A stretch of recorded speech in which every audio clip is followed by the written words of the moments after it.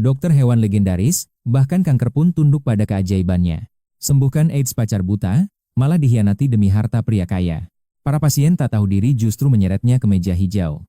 Vonis penjara 50 tahun, namun dia malah tertawa lebar. Sistem transfer penyakit bangkit, sentuhan ajaib penghapus segala derita. Penyakit yang diserap kini bisa dilempar balik ke orang lain. Dalam sebulan saja, 100 pasien sembuh total di tangannya. Mengira akan dihormati, nyatanya manusia hanyalah makhluk penuh keserakahan. Kebaikan dibalas pengkhianatan, saatnya mengembalikan kado maut kepada mereka. Di hadapan hakim, dia menatap tajam sang penggugat penuh amarah. Nyonya, apa kau buta? Benarkah aku telah menyakiti dirimu? Dulu kau sekarat, aku obati gratis bahkan kuberi uang saku. Tak disangka, air susu itu kini dibalas tuba beracun. Penipu! Obat palsumu menghabiskan seluruh uang pensiun milikku sekarang. Dasar binatang durhaka! Balikan uangku! Teriak Nyonya Dumurka. Plak! Tamparan keras mendarat, amarah sang dokter pun meledak sepenuhnya. Tatapan dingin mengunci.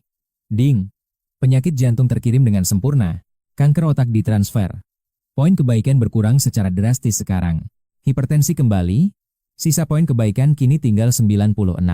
Nyonya Duta sadar, maut mulai merayap perlahan di tubuhnya. Dalam otaknya, hanya ada bayangan tumpukan uang haram belaka. Polisi menyeretnya pergi. 17 wajah busuk lainnya kini mengantre. Demi harta, mereka mengarang fitnah keji yang sangat tidak berdasar. Satu persatu, kado penyakit mematikan dikembalikan kepada mereka semua. Penyakit terminal digandakan. Suara dingin hakim memecah suasana tegang. Apakah kau mengaku bersalah? Tiba-tiba, sebuah interupsi merdu datang. Sosok Dewi Anggun muncul, memecah kesunyian ruang sidang yang mencekam. Dia adalah pasien terakhir yang nyawanya baru saja diselamatkan. Gagal jantung langka miliknya sembuh total di tangan Dokter Sakti. Si pernah menawarkan jutaan yuan, namun ditolak mentah-mentah olehnya. Apakah dia datang untuk menusuk dari belakang juga seperti lainnya? Saya akan membela terdakwa. Seluruh ruangan seketika membeku kaku. Sang dokter terpaku, Si menyerahkan dokumen bukti yang sangat kuat. Keuntungan klien kami sangat kecil, tak ada korban yang dirugikan. Meskipun berpraktik tanpa izin resmi dari pemerintah saat ini, Sibiran, klien kami siap membayar denda dan memberikan kompensasi paling memuaskan. Para penipu panik. Mereka ingin dia membusuk di penjara selamanya. Tatapan si mendingin, membuat nyali para pembohong itu ciut seketika. Setiap pernyataan palsu di sini akan berujung hukuman pidana berat. 18 orang itu gemetar, kebohongan mereka mulai runtuh total. Pihak kami menawarkan 5 juta yuan sebagai ganti rugi kalian. Mata duitan. Mereka langsung setuju meski sambil terbatuk-batuk keras. Tok, tok, tok. Palu hakim akhirnya dijatuhkan dengan sangat keras. Songbing dinyatakan bersalah atas praktik medis ilegal tanpa izin resmi. Denda jutaan yuan dijatuhkan, dan dilarang praktik di negeri naga. Sidang berakhir dengan kekacauan total. Sorakan hinaan memenuhi udara. Akhirnya, sandiwara ini usai juga. Cukup denda receh, penjara pun lewat. Enyahlah sampah, teriak mereka saat aku melangkah keluar pengadilan. Sebagai balas jasa, kurobek surat itu jadi 3 bagian. Gunakan ini saat kau butuh, ucapku tenang. 3 cari kertas, 3 kesempatan meminta bantuanku seumur hidup. Gadis itu tampak sangsi, namun tetap menerima pemberianku demi sopan santun. Dia membawanya pergi tanpa tahu, kertas lusuh itu kelak akan diperebutkan para konglomerat terkaya di negeri. Bisa kita bicara sebentar, Songbing? Sosok asing berjanggut putih tiba-tiba muncul di belakangku, dikawal 2 pria berbadan besar yang sangat mengancam. Aku menoleh tenang, tak terkejut sedikit pun. Pria itu adalah Hebote, wajah lama yang pernah kutolong. Mantan pasien kanker stadium akhir yang sudah divonis mati oleh semua dokter medis modern di dunia barat. Dia ke negeri naga demi secercah harapan, lalu takdir mempertemukannya dengan keajaiban yang ada dalam diriku. Pasca sembuh total, dia menawariku pindah ke luar negeri dengan gaji fantastis senilai ratusan juta per tahun. Dulu aku menolak demi cita-cita suci menyelamatkan dunia. Tapi sekarang, semangat pahlawan itu sudah mati terkubur. Tanpa basa-basi, aku langsung menodongnya. Berikan aku 1 miliar sekarang juga. Aku menyusul setengah tahun lagi. Mengapa menunggu? Karena ada urusan mendesak yang belum selesai di sini. Balas dendam adalah menu utamaku. Tanpa ragu, Herbert langsung mengangguk setuju dengan kesepakatan gila ini. Saldo 1 miliar mendarat di ponselku. Aku pun segera meluncur ke dealer mobil termewah yang kutemukan. 1.600.000 koin melayang demi sebuah Porsche Panamera merah yang sangat mewah. Merasakan kemewahan tiada tara, aku hanya bisa tersenyum sinis penuh kemenangan. Dulu aku terlalu bodoh jadi orang baik. Punya sistem hebat tapi hidup melarat. Sekarang, hatiku sedingin es. Kini saatnya membuat mereka merasakan neraka dunia yang sesungguhnya. Kau yakin ini obat ajaib si Songbing itu? Tanya pria kaya di sebuah rumah sewa mewah. Liu Xiangfeng menatap curiga tumpukan tanaman obat itu. Baginya, ini cuma sampah tanpa khasiat medis. Menyadari keraguan itu, Wu Sue merajuk manja, aku sudah mengkhianati mantan demi kamu. Masa kamu masih tidak percaya padaku, sayang? Liu merasa jijik, namun tetap memeluk wanita ular itu sambil memasang topeng senyum palsunya yang menjijikkan. Aku cuma ingin memastikan segalanya aman terkendali. Ramuan ini adalah tiket emas masa depan kita. Semuanya harus sempurna dan tanpa kesalahan. Si bodoh itu cuma pamer kesaktian palsu. Pasiennya cuma disuruh minum sup dari bahan murahan ini saja. Bahkan dia mengoceh punya kekuatan super saat menyembuhkan mataku. Benar-benar badut yang sangat lucu. Keraguan Liu sirna seketika mendengar ejekan itu. Dia tertawa puas membayangkan betapa bodohnya korban mereka. Sambil menyeringai mesum, tangannya mulai membelai tubuh Wu Sue dengan penuh nafsu bejat. Beraka. Pintu jebol seketika. Sosok yang paling tidak ingin mereka lihat tiba-tiba berdiri tegak di hadapan mereka. Aku datang membawa aura kematian. Songbing hadir kembali, membuat wajah mereka pucat pasi karena terkejut.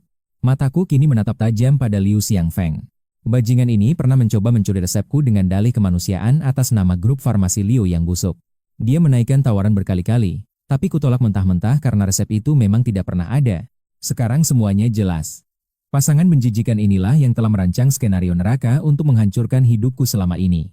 Mereka tahu rahasia busuk mereka sudah terbongkar total. Bukannya takut, Liu malah semakin menantang sambil merangkul Wu Sue dan melangkah angkuh ke arahku. Kau cuma sampah rendahan. Melawan grup Liu? Aku bisa melenyapkanmu hanya dalam hitungan detik saja, pecundang. Dia menepuk pipiku dengan penuh penghinaan. Tapi di balik kemarahan, senyuman mengerikan terukir di wajahku. Terima karmamu, ding. Target resmi terkena penyakit disfungsi ereksi. Poin kebaikan berkurang. Ding. Virus rabies terkirim. Ding. Virus HIV mematikan kini bersarang di tubuhnya. Poin anjlok dari 66 ke 44. Wuyeku akhirnya melepas topengnya. Dengan tatapan menghina, dia mencibirmu, Songbing, andai mataku tak bermasalah. 3 tahun lalu aku cuma butuh korneamu. Kau pikir aku sudi memilih gembel penyakitan sepertimu? Sejujurnya, selama 3 tahun ini, kau cuma anjing penurut yang bisa kupanggil sesuka hati. Tapi kau harusnya bersyukur. Keajaiban obat-obat sialan ini telah menyelamatkan nasib sialmu itu. Mataku sudah sembuh total. Kalau tidak, bola matamu yang jelek itu pasti sudah kucungkil. Dia menatap Liu Xiangfeng penuh cinta, lalu tanpa malu menciumnya tepat di depan matamu. Ini penghinaan yang mematikan? Namun, Wuyeku tak tahu kalau Liu Xiangfeng sudah positif HIV. Saat mereka asyik berciuman, kau sengaja berjalan melewati Wuyeku untuk mengambil kesempatan emas tersebut. Ding! Penyakit memberan mata, berhasil dipindahkan. Poin kebaikanmu kini berkurang 1 angka. Kau hanya mengembalikan penyakit yang dulu dia berikan. Biarkan dia merasakan kegelapan itu kembali. Biarlah si brengsek Liu Xiangfeng yang menanggung sisanya. Mati terlalu cepat tidak akan seru. Tiba-tiba, Liu Xiangfeng menyeringai licik. Masih di sini? Mau nonton pertunjukan gratis, ya? Tanpa ragu, kau langsung duduk di sofa. Silakan lanjut, aku di sini untuk menyemangati kalian. Jawabanmu membuat mereka tersentak bingung. Suasana yang tadinya panas seketika menjadi sangat canggung. Wuyeku melotot penuh dendam, lalu sedetik kemudian merayu Liu Xiangfeng dengan sangat manja. Sayang, abaikan si penyakitan ini. Ayo ke mansionmu, jauh lebih nyaman daripada gubuk rongsok ini. Melihat pasangan menjijikan itu pergi, kau tertawa sinis dan segera meninggalkan rumah sewa tersebut. Namun, baru beberapa langkah berjalan, kepalamu mendadak berputar hebat dan pandanganmu mulai kabur. Wajahmu pucat pasi karena lemas. Di saat itulah, suara mekanis sistem bergema di dalam kepalamu. Kau adalah wadah segala penyakit. Kau bisa memperkuat tubuh dengan menyerap penyakit demi poin kebaikan. Mengirim virus akan menguras energimu. Jika poin kebaikanmu sampai minus, kematian tragis sudah menantimu. Kau tersentak kaget. Gawat, aku harus segera membuka klinik hewan demi mengumpulkan poin kebaikan. Saat sedang berpikir, tiba-tiba terdengar suara gonggongan anjing yang sangat lemah dari arah kegelapan. Dengan cahaya ponsel, kau menemukan seekor anjing kampung kotor yang tergeletak lemas tak berdaya. Kakinya terikat kawat tajam dan mulutnya disumpal plastik di dalam selokan busuk. Benar-benar kejam. Ini jelas perbuatan manusia iblis. Sambil menghela napas, kau mengangkat tubuh mungilnya dari sana. Begitu kulitmu menyentuhnya. Ding, sensor sistem berteriak, berbagai penyakit spesies mematikan langsung terdeteksi. Anjing ini menderita 8 penyakit. Infeksi kulit, pernapasan, hingga radang telinga akut menyerangnya sekaligus. Tanpa membuang waktu, kau segera meletakkan telapak tanganmu di atas tubuh ringkih makhluk tersebut. Kau mengaktifkan teknik penyembuh. Seketika, 8 jenis penyakit mematikan itu tersedot masuk ke tubuhmu. Boom! Poin kebaikanmu melonjak menjadi 51. Anjing itu pun menatapmu penuh rasa syukur. Dia menggoyangkan ekornya dengan riang sambil menjilati sepatumu. Kau pun terpaku melihat ketulusannya itu, bahkan hewan tahu berbalas budi, tak seperti manusia serakah. Kau pun bergegas membawa anjing itu. Kau menuju hotel bintang 5 yang megah. Seorang pelayan wanita segera datang menyambut dengan ragu. Namun, senyumnya luntur saat melihat penampilanmu yang sederhana dan anjing kampung di pelukanmu. Dia mematung. Para tamu ningrat di sekitar mulai melemparkan tatapan menghina dan bisikan sinis. Penampilan gembel tapi turun dari mobil mewah. Maaf, Tuan. Ada yang bisa saya bantu? Dilarang membawa hewan peliharaan ke sini, ucapnya dengan senyum profesional yang terlihat sangat dipaksakan. Matanya tak bisa menyembunyikan rasa jijik. Dia pikir kau cuma orang kaya baru tanpa aturan. Tanpa bicara, kau mengeluarkan kartu bank edisi terbatas. Seketika, seluruh ruangan lobi menjadi sunyi. Wajah pelayan itu memucat. Ini, kartu khusus miliarder, bisiknya dengan suara yang gemetar ketakutan. Kau menatapnya dengan tenang. Mandikan anjing ini dan antarkan ke kamarku sekarang juga. Mengerti? Ada masalah? Tidak ada, Tuan. Sama sekali tidak ada. Jawabnya sambil membungkuk ketakutan. Di bawah tatapan tak percaya semua orang. Kau melangkah santai memasuki presidential suite yang mewah. Takdir memang lucu. Di lantai yang sama, si brengsek Liu Xiangfeng sedang asyik berjudi. Wu Yue terbaring pasrah di ranjang, menanti keajaiban yang tak kunjung tiba. Liu Xiangfeng benar-benar kehilangan taringnya malam ini. Hanya basah tanpa hasil. Senjata andalannya mogok total dan menolak tunduk pada perintah tuannya. Ada apa sebenarnya? Putus asa, Liu Xiangfeng menyerah pada usahanya yang sia-sia. Di sisi lain, Wu Yue malah melemparkan senyum mengejek. Biar ku bantu sedikit, godanya sambil mulai beraksi. Namun sayang, dorongan maut sekalipun tak mampu membangkitkan harga diri yang runtuh. Tidur saja, teriak Liu Xiangfeng emosi. Rasa tertekan membuatnya ingin menggigit apa saja karena menanggung malu yang luar biasa. Wu Yue yang masih haus hanya bisa meringis pedih. Sementara itu, sang karakter utama kita justru terlelap sangat nyenyak. Usai pesta makan malam mewah, ia membawa anjing setianya, Wang Chai, menuju area klinik lama yang penuh kenangan. Tapi karena kekalahan pahit di meja hijau tempo hari, nasib malang pun harus diterima dengan lapang dada. Kliniknya kini disegel mati. Tanpa pikir panjang, ia berbalik menuju restoran Milano di seberang jalan dengan tatapan tajam. Aku beli toko ini sekarang, tegasnya. Dalam sekejap, restoran mewah itu berpindah tangan menjadi milik sang dokter. Warung mie itu pun berevolusi.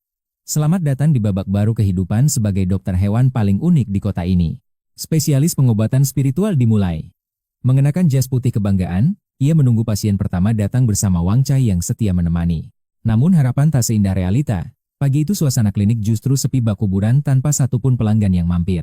Bosan menunggu, ia memutuskan belanja villa mewah seharga ratusan miliar yang sempat ia lirik secara online semalam. Tidur di klinik memang praktis, tapi di musim panas yang membara ini, siapa yang bisa menolak kemewahan sebuah villa? Di kantor pemasaran real estate Cheng, suasana mendadak heboh. Putriku, ibu sudah sampai di sini, teriak seorang wanita parubaya. Bibi dengan riasan super tebal itu melambai heboh dari kejauhan, mencoba menarik perhatian semua orang di sana. Namun saat melihat Wu Yue sendirian, senyumnya langsung pudar. Mana menantuku? Tanyanya ketus, membuat suasana hati Wu Yue seketika anjlok. Dia ada urusan mendadak di rumah sakit, jawabnya lemas. Wen Chang yang khawatir langsung bertanya, apa dia sakit parah? Tidak, hanya sedikit lemas saja, sahut Wu Yue berbohong. Mana mungkin ia mengakui kalau suaminya sedang mengalami disfungsi fatal. Liu Xiangfeng kini menderita gangguan vital dan sesekali menyalak seperti anjing. Benar-benar aib keluarga yang sangat mengerikan. Bagaimana dengan rumahnya? Tanya Wu Yue gelisah. Ia memohon untuk melihat unitnya terlebih dahulu agar hatinya sedikit tenang. Rencananya, pembayaran cicilan akan segera dilunasi setelah mereka resmi mendapatkan unit mewah impian sang ibu tersebut. Baguslah kalau begitu. Ayo cepat. Seru Wu Yue lega sambil menarik paksa anaknya masuk ke aula penjualan dengan penuh ambisi. Di saat yang hampir bersamaan, sang karakter utama kita juga menginjakan kaki di lobi penjualan dengan gaya berkelas. Ia segera menghubungi agen pribadinya. Tuan Song, di mana Anda? Saya sudah sampai untuk menjemput Anda sekarang juga. Dokter Song. Sebuah suara terkejut memanggil namanya. Ia menoleh dan menemukan sosok wanita cantik yang sangat ia kenal. Ternyata itu adalah Hes, sang manajer yang tampak sangat profesional dengan kacamata bingkai hitamnya yang sangat menawan hati. Mulutnya ternganga lebar karena tidak menyangka jika pembeli villa mewah yang sedang ia tunggu adalah orang yang dikenalnya. Jadi, Orang kaya misterius itu adalah kamu? Shi benar-benar tak percaya. Dari mana ia mendapatkan gunung uang sebanyak itu? Namun dengan sigap ia kembali profesional. Dengan senyum paling manis, ia segera mengantar sang pembeli melihat unit eksklusif tersebut. Mohon bantuannya, balasnya sopan. Mereka pun melangkah menuju market villa yang menjadi impian banyak orang di kota ini. Tiba-tiba keributan pecah. Kalian gila ya? Mana mungkin uang mukanya 100 juta? Panggil manajer kalian, sekarang juga. Suara melengking itu milik Wu Yenchang. Ibu yang haus akan kemewahan itu mulai mengamuk karena urusan biaya yang membengkak. Dia bersikeras menginginkan villa Danau Tianfu seharga 280 juta meski kantongnya sebenarnya sedang sangat sekarat. Awalnya ia merasa sanggup, namun impiannya hancur saat mengetahui uang muka yang harus dibayar mencapai angka 1 miliar rupiah. Keributan pun tak terelakkan. Melihat mantan ibu mertuanya yang sedang mengamuk, sang dokter hanya bisa tersenyum penuh arti. Ingatan tentang malam-malam tanpa tidur dan penderitaan masa lalu kembali terlintas sejenak di dalam benak sang dokter muda. Ia sempat berpikir untuk menambah penderitaan mereka. Namun melihat kondisi Wu Yue sekarang, hatinya merasa sedikit jauh lebih tenang. Tuan Song, mohon tunggu sebentar. Saya harus membereskan keributan ini terlebih dahulu, pamit Shi dengan nada yang sangat sopan. Sebagai manajer properti grup Cheng yang bergengsi, Shi tentu tidak bisa membiarkan kekacauan terjadi di wilayah kekuasaannya sendiri. Berkat negosiasi alot dari SC, ibu dan anak itu akhirnya setuju membeli villa lain yang harganya jauh lebih terjangkau. Meski sedikit dongkol, mereka akhirnya menandatangani kontrak.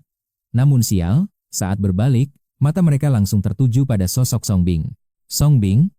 Keduanya berteriak serempak dengan wajah yang dipenuhi oleh rasa terkejut yang luar biasa hebatnya. Wu Yenchang langsung murka dan membentak, "Kenapa kau membuntuti kami?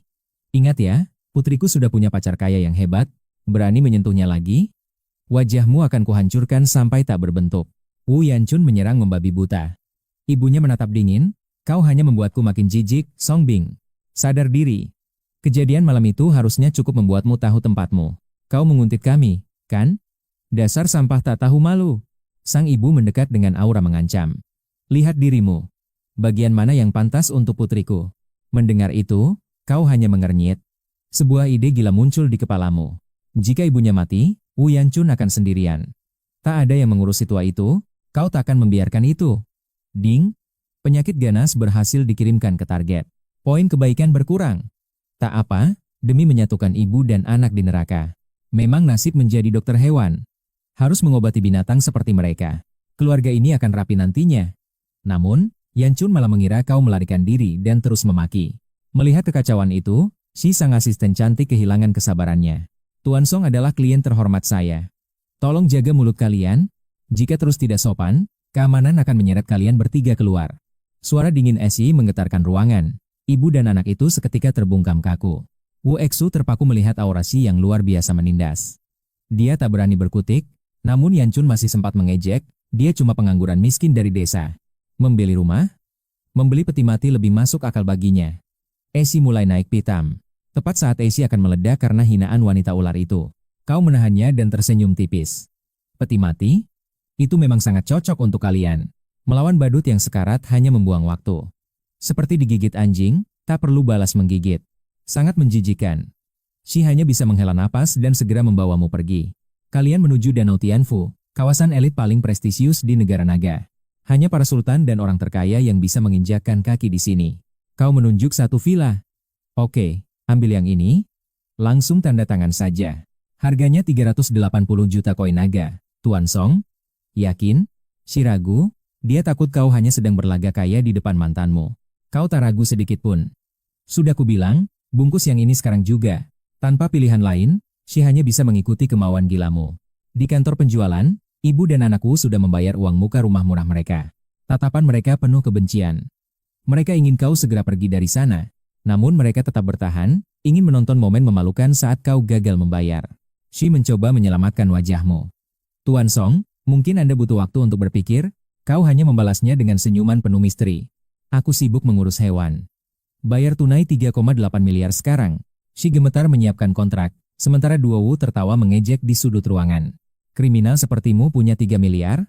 Untuk beli peti mati saja tidak cukup. Tanpa sepatah kata pun, kau menandatangani dokumen itu dengan sangat elegan. Kartu ungu emas dikeluarkan. Ding. Pembayaran berhasil. Harapan terakhir mereka hancur berkeping-keping. Selamat, Tuan Song. Anda resmi menjadi pemilik baru di Taman Danau Tianfu. Shi tersenyum lebar sambil menyerahkan kunci emas dan dokumen kepemilikan. Kau melangkah pergi dengan anggun, meninggalkan ibu dan anak itu dalam keterkejutan luar biasa. Reputasimu sebagai dokter ajaib makin meroket berkat bantuan sistem misterius itu. Kau bahkan merekrut asisten baru yang sangat cantik, Aisyah Sho. Saat sedang bersantai di klinik, sesosok wanita anggun tiba-tiba muncul di depan pintu. Ketukan sepatu hak tinggi bergema. Kau mengira itu Aisyah Sho, matamu pun langsung mencari sumber suaranya. Senyummu langsung sirna. Bukan Aisyah, tapi Wu Yaksue wanita licik yang kau benci akhirnya menampakkan batang hidungnya. Kau menanti saat ini hingga bunga pun layu, sementara Wuyanmu hanya terdiam membeku di atas sofa. Tiba-tiba, dia berlari dengan mata berkaca-kaca. Dia mencampakkanku, Songbing, teriaknya penuh drama murahan. Ini pertama kalinya dia agresif mendekatimu. Dia yakin pelukan buaya ini bisa meluluhkan hatimu kembali. Tapi saat dia menerjang, kau menghindar dengan tangkas layaknya kesatria. Dia pun jatuh tersungkur memalukan. Sambil tersenyum sinis, kau berucap dingin. Dibuang lalu mencariku? Maaf, aku tidak menerima sampah bekas. Songbing, aku salah. Mari mulai dari awal, kali ini aku bersumpah akan menghargaimu. Ratapnya memelas. Akting Yaksue sungguh luar biasa meyakinkan. Pantas saja kau terjebak dalam tipu muslihatnya selama 3 tahun penuh. Namun detik berikutnya, suaramu menggelegar. Hehe, cinta? Yang kau cinta itu hanya uang dan obat-obatanku, kan? Melihatku sukses? Kau ingin memeras lalu membuangku lagi seperti sampah tak berguna? Jangan harap. Wu Yaksue, wajah tembokmu itu jauh lebih tebal daripada lapisan bedak tebal yang kau pakai hari ini. Bagaimana bisa ada wanita tak tahu malu sepertimu? Tangisan palsu Yaksue pun mendadak terhenti karena terkejut. Sorot matanya menunjukkan kebingungan total. Dia tak menyangka kau bisa membongkar niat busuknya secepat kilat. Apa ini Songbing yang dulu penurut? Alasan dia merendahkan diri sebenarnya karena penyakit matanya mulai kambuh. Bayang-bayang kebutaan permanen kini menghantuinya setiap saat. Lebih mengerikan lagi, selain buta, dia juga positif HIV. Saat hasil tes keluar, dunianya terasa runtuh seketika. Dia panik dan mencoba menghubungimu lewat segala cara. Namun sayang, semua aksesnya sudah kau blokir mati. Akhirnya dia datang kemari. Apapun taruhannya, dia harus menipumu demi mendapatkan kesembuhan cuma-cuma. Mengingat rencana jahatnya, Yaksue menggigit bibir. Gaun tanpa lengan itu sengaja memperlihatkan kulit putihnya untuk merayu. Dia berniat menerkammu kembali, namun tiba-tiba sosok Wang Kai muncul menghalangi jalannya dengan garang. Atas perintahmu, Wang Kai menyerangnya membabi buta. Songbing, beraninya kau takkan mati dengan tenang, teriaknya. Yaksue kocar-kacir dikejar Wang Kai hingga lari terbirit-birit. Saking paniknya, sepatu hak tingginya sampai terlepas berantakan. Sementara itu, kondisi Dudan di rumah sakit makin mengenaskan. Hidupnya kini terasa jauh lebih buruk daripada kematian. Padahal sebelumnya dia merasa menang setelah berhasil menuduhmu dan menjatuhkan reputasimu. Dia mendapat uang haram 500.000 yuan. Dengan angkuh, dia pulang demi pamer rumah dan pernikahan cucunya. Belum sempat menikmati kekayaannya, dia pingsan tak sadarkan diri karena terlalu bersemangat memikirkan hartanya. Saat diperiksa, penyakit lamanya yang seharusnya sudah sembuh total ternyata mendadak kambuh lagi. Nenek, kondisi Anda memburuk drastis dalam beberapa hari ini. Operasi darurat harus segera dilakukan, ucap dokter. Sialnya, semua uang suap itu sudah ludes tak bersisa. Seorang pria berbadan besar tiba-tiba datang menghampirinya. Dia adalah cucu kesayangan Dudan. Nenek, rumah sakit macam apa ini? Uang habis banyak tapi penyakitmu makin parah. Dudanyang yang frustrasi pun mulai mengamuk dan memaki semua orang di sekitarnya. Ini penyakit kronis yang sangat mematikan, Nek. Mendengar itu, Dudanyang langsung dilanda kepanikan luar biasa. Dia langsung menyalahkanmu. Pasti Songbing sialan itu pelakunya. Dia tidak menyembuhkanku sampai tuntas. Akar penyakit ini membuatku rugi 500.000. Jika bukan karena dia, aku takkan menderita begini. Dudanyang merasa telah menemukan kambing hitam atas segala nasib sial yang menimpanya. Dia bangkit dengan penuh amarah. Ayo kita cari bajingan Songbing itu dan seret dia kemari. Jika dia menolak, akan kupenggal kepalanya. Ternyata, nasib serupa menimpa 18 orang pengkhianat lainnya. Karma mulai bekerja. Yang seharusnya lumpuh kini tak bisa berjalan, yang seharusnya muntah darah kini sekarat. Inilah bukti nyata bahwa roda keadilan langit selalu berputar. Tak ada satupun pendosa yang bisa melarikan diri. Harta mereka ludes, hanya penderitaan tak berujung yang tersisa bagi para pengkhianat itu. Setelah sekarat, mereka semua teringat pada satu sosok penyelamat yang dulu mereka hianati tanpa ampun. Sosok yang dulu menyembuhkan mereka hanya dengan 100 yuan, kini tengah santai mengobati hewan di klinik. Dr. Song, Anda ajaib. Kelumpuhan anjing saya sembuh total hanya dalam sekejap mata, puji pelanggan. Awalnya saya ragu, tapi ternyata Anda hebat. Balasmu santai, selama itu hewan peliharaan, pasti kusembuhkan. Punya penyakit langganan sulit? Datanglah padaku. Ucapmu ramah sambil mengantar pasien terakhir keluar. Suasana hatimu luar biasa cerah. Akhirnya, 100 poin kebaikan berhasil terkumpul dalam genggamanmu. Tiba-tiba, waktu seolah membeku. Kamu bahkan bisa melihat kepakan sayap nyamuk dengan sangat detail. Di tengah keajaiban itu, denting suara sistem kembali bergema dengan nada yang sangat mekanis. Sistem transfer penyakit naik ke versi 20. Selamat, konstitusi sumber penyakit kini resmi milikmu. Kekuatanmu melonjak 10 kali lipat. Skill legendaris untuk mentransfer penyakit pun kini telah bangkit. Tangan iblis pemetik bunga diaktifkan.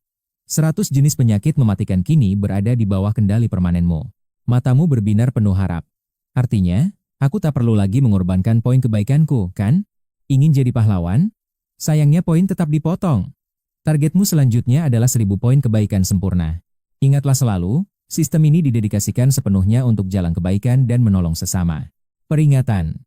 Jika poin kebaikan jatuh di bawah 100, tubuhmu sendiri yang akan menanggung kerusakan parah. Kamu terpaksa menekan ambisimu. Saat itu, suara Aisyah terdengar memanggilmu dari balik pintu depan. Bos, ada tamu. Pikirmu itu pasien, namun sosok di depanmu sungguh di luar dugaan. Seorang pemuda misterius bermasker dan bertopi sedang duduk gelisah di sofa, tampak sangat mencurigakan. Dia menunduk dalam saat melihatmu. Dengan suara gemetar dia berbisik, Dr. Song, selamat pagi. Kamu menyipitkan mata sambil tersenyum sinis. Dia pikir masker itu bisa menyembunyikan wajah menjijikannya. Wajah keji di pengadilan waktu itu takkan pernah terlupakan. Bahkan jadi abu pun, kamu mengenalinya. Dengan tenang kamu duduk, lalu menyudutnya seolah dia hanyalah debu yang tak terlihat.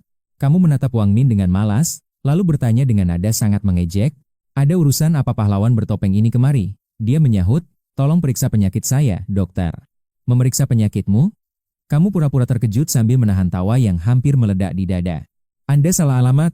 Ini klinik hewan, tempat mengobati binatang, bukan untuk manusia seperti Anda. Pergilah ke rumah sakit resmi. Wang Min mematung dengan wajah yang terasa terbakar hebat. Dia tetap memelas, tapi kabar burung bilang, Song Bing sangat sakti menyembuhkan manusia. 100 yuan untuk penyakit terminal, aku beri 200 yuan, asal aku bisa sembuh. Bahkan 300 yuan. Kamu hanya tertawa. 300 yuan? Sungguh harga yang sangat rendah. Kamu tersenyum sinis. Mengapa dulu kau hanya meminta bayaran 100 yuan demi kebaikan? Ternyata, kebaikan tulusmu hanya dianggap sampah murahan oleh orang-orang tak tahu diri seperti mereka. Mereka bahkan melaporkanmu ke polisi tanpa ragu. Maaf saja, kebaikanmu tidak gratis sekarang. 500 yuan. Wang Min terus menaikkan tawaran uangnya karena mengira kau merasa kurang. Tiba-tiba, seorang pria datang menjemput kucing, orangnya kesayangannya yang baru saja selesai dirawat. Terima kasih, Dr. Song. Ini 1000 yuan untuk jasamu, tolong jangan ditolak ya. Pelanggan itu pergi, meninggalkan Wang Min yang membeku dengan tangan yang masih mengangkat 5 jari. Biaya kucing saja 1000 yuan, tapi dia ingin mengobati gagal ginjal hanya dengan 500. Kamu menyesap tehmu dengan sangat elegan, menikmati pemandangan pria yang sedang dipermalukan itu. Dr. Song, tolong. Ginjal saya rusak waktu saya tidak lama lagi. Selamatkanlah nyawa saya. Dia menangis histeris, berharap rasa ibamu muncul kembali. Namun, hatimu kini sudah sedingin es. Karena dia terus memohon, kamu akhirnya berhenti bersandiwara dan menatapnya dengan tatapan mematikan. Aku harus menyelamatkanmu? Tanyamu. Lalu kau melaporkanku lagi dan meminta ganti rugi. Di mana logika otakmu itu? Hah? Wajah Wang Min seketika pucat pasi. Dia tak menyangka topengnya sudah terbongkar sejak awal. Sejujurnya aku ingin membantu. Tapi sayangnya, izin praktikku sudah dicabut gara-gara ulahmu sendiri. Kamu menunjuk surat larangan praktik itu. Mengobatimu sama saja dengan bunuh diri bagiku, mengerti? Kamu mengangkat bahu, berpura-pura tidak berdaya di hadapan pria yang kini gemetar ketakutan. Wang Min menatap surat itu dengan kosong.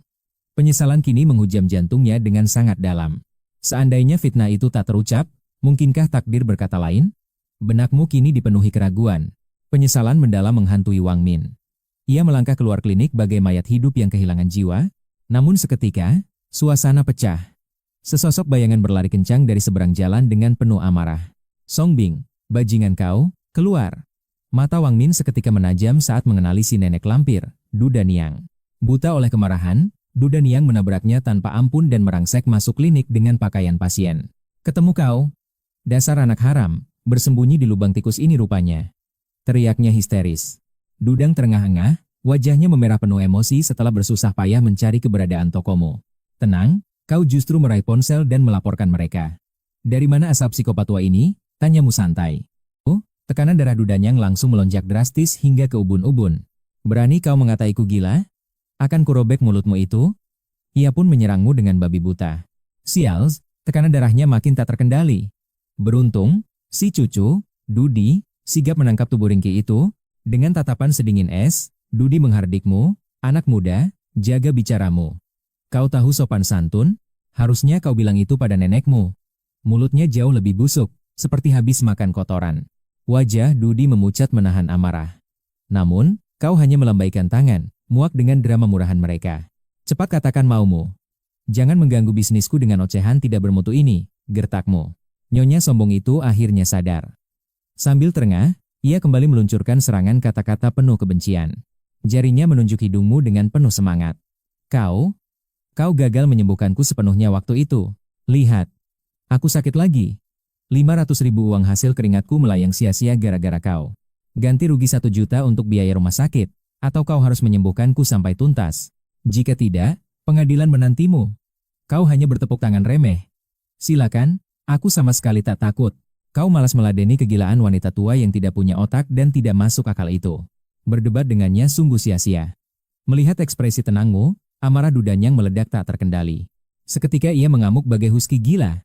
Menghancurkan apapun di sekitarnya sambil terus melontarkan ancaman. Dasar hama. Mau bayar tidak? Kalau tidak, tokomu ini akan kuratakan dengan tanah. Kau justru bersandar santai di sofa, dengan seringai tipis yang sulit diartikan di wajahmu. Vas itu mahal, loh. Mau dihancurkan juga. Itu barang kerajinan bernilai jutaan rupiah, pancingmu. Termakan provokasi, Dudanyang benar-benar membanting vas-vas tinggi itu hingga hancur berkeping-keping. Kerumunan orang mulai memadati klinik. Tiba-tiba, si nenek menjatuhkan diri ke lantai dan berakting. Tolong! Ada pembunuhan. Dokter gadungan ini penipu besar yang memeras pasiennya secara kejam. Penonton hanya bisa geleng-geleng kepala melihat aktingnya. Mereka tidak buta melihat siapa penjahat sebenarnya. Namun, aksi teatrikalnya terhenti saat suara sirene polisi menggema membelah udara dari arah luar. 2 petugas masuk dengan tegas. Siapa yang melapor? Wajah Dudanyang seketika berubah pucat pasi. Dengan cepat ia mengubah raut wajah. Menangis terseduh seolah dialah korban yang paling teraniaya. Pak polisi, bajingan ini malpraktik hingga aku sekarat. Dia juga mencuri semua uang tabunganku. Aku minta penjelasan, tapi dia malah menyerangku. Lihat, tanganku sampai bengkak begini. Tolong tegakkan keadilan bagiku. Usai bersandiwara, ia pun berpura-pura mati di lantai klinik. Polisi panik melihat kondisinya. Cepat bawa ke rumah sakit. Si cucu, Dudi, menatapmu penuh dendam. Sebelum masuk mobil, ia mengancammu, bocah, jika terjadi sesuatu pada nenekku, kau akan tamat. Petugas lain sibuk memotret tempat kejadian. Ia menatapmu dengan sorot mata yang sangat dingin. Ikut kami ke kantor polisi sekarang.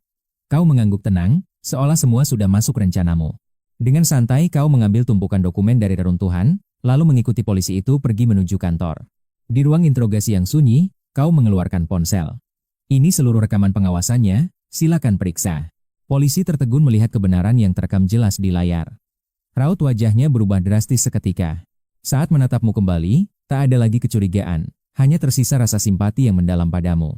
Lihatlah sertifikat mahakarya seni bunga ini. Harganya gila-gilaan, menembus angka 10 juta. Ganti rugi harus lunas dalam 3 hari. Jika tidak, hukum negara naga akan menyeretmu ke pengadilan paksa. Di sisi lain, Nyonya Du masih asyik bersandiwara, terbaring manja di ranjang rumah sakit seolah sedang sekarat. Aduh, tolong kepalaku. Begitu polisi pergi, erangan palsunya langsung lenyap seketika. Sambil menyeringai licik, dia merasa menang. Nenek, kau oke? Tanya Dudi panik. Diam kau. Du membungkam mulut Dudi, lalu tersenyum jumawa. Akhirnya, biaya rumah sakit bukan lagi masalah buat kita. Kalau bocah itu gagal menyembuhkanku, aku bakal memerasnya 1 juta sebagai ganti rugi. Aku akan pura-pura lumpuh selamanya. Dudi yang mendengar rencana licik itu pun langsung merasa kagum. Nenek jenius. Tiba-tiba polisi datang, membuat si nenek langsung kembali berakting kesakitan luar biasa. Aduh, aku mau mati. Siapa yang tega melihat nenek malang yang renta ini? Dudi pun ikut dalam drama murahan itu. Namun, polisi yang muak langsung memotong sandiwara mereka. Cukup aktingnya, kebenaran sudah terungkap. Mendengar itu, Du malah makin girang dan mendekati para polisi. Bocah itu harus bayar 2 juta atau jangan harap kumaafkan. Mata Dudi pun langsung berbinar mendengar uang. Betul. Jangan coba-coba menindas nenekku yang buta hukum ini. Seru Dudi dengan nada sok pahlawan. Wajah polisi langsung menggelap. Mereka sudah sering menghadapi lansia yang merasa kebal hukum karena usia. Namun, pasangan aneh bin ajaib seperti ini sungguh baru pertama kali mereka temui. Memeras, mencuri, bahkan minta biaya berobat gratis. Nyonya, kau pikir hukum ini milik nenek moyangmu? Komandan polisi pun kehilangan kesabaran dan langsung melontarkan pertanyaan yang sangat menusuk. Rekan CCTV pun diputar. Suaranya menggelegar dan gambarnya menunjukkan bukti kejahatan yang sangat nyata. Seluruh amukan Nyonya Du terekam sempurna. Seketika wajahnya pucat pasi dan mulutnya langsung terkunci rapat. Dia tak menyangka ada kamera tersembunyi. Bukan begitu Pak Polisi. Tolong dengarkan penjelasanku. Si brengsek itu sengaja tidak mengobatiku sampai sembuh. Ini semua salah dia, teriaknya mencoba membela diri. Dia membuatku menderita. Belum sempat selesai mengoceh, polisi sudah langsung membungkam mulutnya dengan tegas. Hukum hanya butuh bukti, bukan omong kosong. Nenek Du gemetar, tak percaya ada bukti sekuat itu. Kalau begitu, aku batal melapor. Kita damai saja dan saling memaafkan, bagaimana? Dia bergumam penuh kepasrahan, tapi para polisi justru tertawa mengejek mendengar tawaran damai yang konyol itu. Sayangnya, korban tidak mau memaafkanmu. Polisi pun segera membacakan tuntutan hukum dengan nada dingin.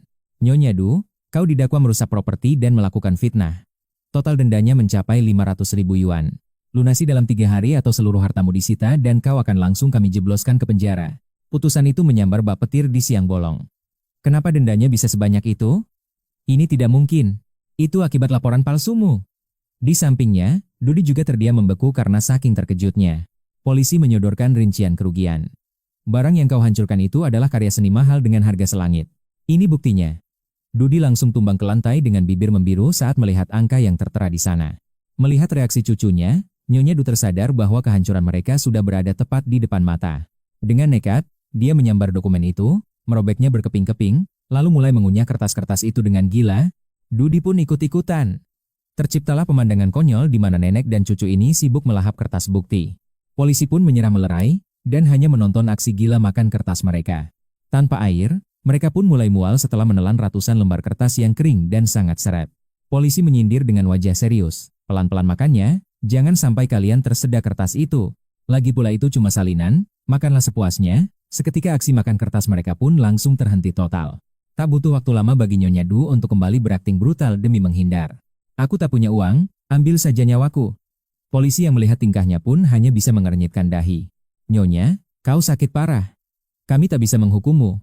Nenek Du pun mulai merasa di atas angin. Namun, ucapan polisi selanjutnya benar-benar menghancurkan seluruh harapan dan dunianya seketika. Tapi cucumu adalah pewaris sah sekaligus kaki tanganmu. Jadi dia yang akan menanggung semua hukumannya. Wajah Nenek Du memucat pasi. Jangan sentuh cucu kesayanganku. Teriaknya histeris. Ambil semua milikku, tapi lepaskan dia. Rupanya, Dudahai adalah kelemahan terbesar si nenek tua. Namun, hanya dinginnya borgol perak polisi, yang menjawab permohonannya tanpa belas kasihan sedikit pun. Nenek Du panik luar biasa hingga jantungnya bergejolak. Hipertensi dan serangan jantung menghantamnya seketika. Mulutnya langsung mengeluarkan busa putih dan tubuhnya kejang-kejang hebat di atas lantai. 30 menit kemudian, garis datar di monitor jantung menjadi saksi akhir hidupnya. Nenek Du tewas mengenaskan. Sialnya, hukuman penjara seumur hidup telah menanti arwahnya di sana. Sementara itu, kamu sedang asyik berpesta mewah bersama Aisyah Show. Tiba-tiba, ponselmu berdering nyaring. Tuan Song, kasusmu menang. Tapi si nenek tua itu baru saja mampus mendadak. Jadi, cucu manjanya lah yang akan melunasi semua hutangmu. Kamu pun tersenyum puas mendengarnya. Kamu menatap Aisyah Show yang makan dengan sangat lahap. Permainan gila apa lagi ya selanjutnya? Malam liar itu berakhir. Esoknya, gerombolan orang mulai datang mencarimu demi sebuah kesembuhan ajaib. Mereka yang dulu menghina, kini merangkak datang memohon belas kasihan di depan pintu rumahmu. Ada yang mengemis modal air mata, ada juga yang sombong menawarkan sogokan 30.000. Bahkan ada yang mengancam akan menjebloskanmu ke penjara jika tidak segera mengobati kerabat mereka. Kamu hanya bisa tertawa sinis. Padahal dulu di pengadilan, kamu sudah memberikan mereka kesempatan. Sialnya, kebaikanmu saat itu malah dibalas dengan fitnah dan makian yang sangat menyakitkan. Sekarang mereka datang bermuka tembok, benar-benar lelucon dunia yang paling menjijikan dan konyol. Mereka pergi dengan kecewa, sementara Wang Min diam-diam mengintai gerak-gerikmu dari balik bayangan gang. Wang Min mulai memutar otak licik. Rahasia grup percakapan kalian pun akhirnya terbongkar ke permukaan. Keesokan harinya, Kamu dan Aisyah Show baru saja pulang setelah melakukan aksi sosial pemeriksaan gratis. Baru saja turun dari mobil, hidungmu langsung disengat aroma busuk yang sangat luar biasa. Tokomu dipenuhi kotoran dan karangan bunga kematian. Mati saja kau, Song. Manusia tak punya hati. Terkutuklah kau. Jika tidak mengobati kami, toko ini akan kami hancurkan sampai rata tanah. Dinding tokomu kini penuh coretan kutukan. Bagaimana mungkin mereka bisa bertindak serendah dan sekeji itu? Aisyah Show terpaku menutup mulutnya karena syok. Namun, tatapan matamu mendadak berubah menjadi sedingin es. Kuberikan kalian hidup tapi kalian memilih neraka. Baiklah, akan kukirim kalian ke sana besok siang. Di sebuah restoran mewah, kamu dan Aisyah Show yang cantik sedang asyik menikmati hidangan. Braak. 18 pasien menyerbu masuk. Suka dengan hadiah kotoran kami, Tuan Song. Itu baru peringatan. Cepat obati kami sekarang, atau kami akan memberikan kejutan yang jauh lebih mengerikan lagi. Mereka menatapmu dengan penuh keangkuhan. Kamu pun menghela napas panjang. Baiklah, kalian menang kali ini. Ikuti aku. Jangan coba-coba lari, Song. Kami akan mengejarmu bahkan sampai ke ujung dunia. Jika kami tidak sembuh, kami akan menghantuimu bahkan setelah kami mati menjadi setan. Kamu pun menunjuk ke arah surat larangan praktik yang terpampang sangat nyata di dinding. Izin praktiku sudah dicabut. Kalau nekat mengobati kalian di sini, aku bisa membusuk di penjara. Wang Min langsung menyambar, jam 5 sore di paviliun Huangquan. Di sana sepi dan tanpa pengawasan. Di sana pasti aman, kan? Kamu pun mengganggu perlahan dengan senyuman misterius yang mematikan. Jam 5 sore tiba. Kamu sudah menyiapkan 3 bungkus kotoran anjing Wang Chai yang sangat menyengat. Sementara itu, di Taman Sitian, para pasien serakah itu sudah berkumpul dengan perasaan sangat tidak sabar. Sudah jam 5. Mana si brengsek itu? Beraninya dia membuat kita menunggu. Teriak Wang Min emosi. Akan kupaksa dia menelan kotorannya sendiri jika dia berani mempermainkan kita. Ancam mereka beringas. Seorang pasien kurus berbisik pelan. Pengacara Jiang, jika si Song itu melanggar aturan praktik lagi, dan kita menangkap basah dia sedang mengobati, apa hukuman paling berat yang akan diterimanya? Dia akan dipenjara seumur hidup dan seluruh harta kekayaannya akan disita total oleh negara. Lalu, berapa banyak hadiah uang untuk sang pelapor? Tanya mereka dengan mata penuh keserakahan.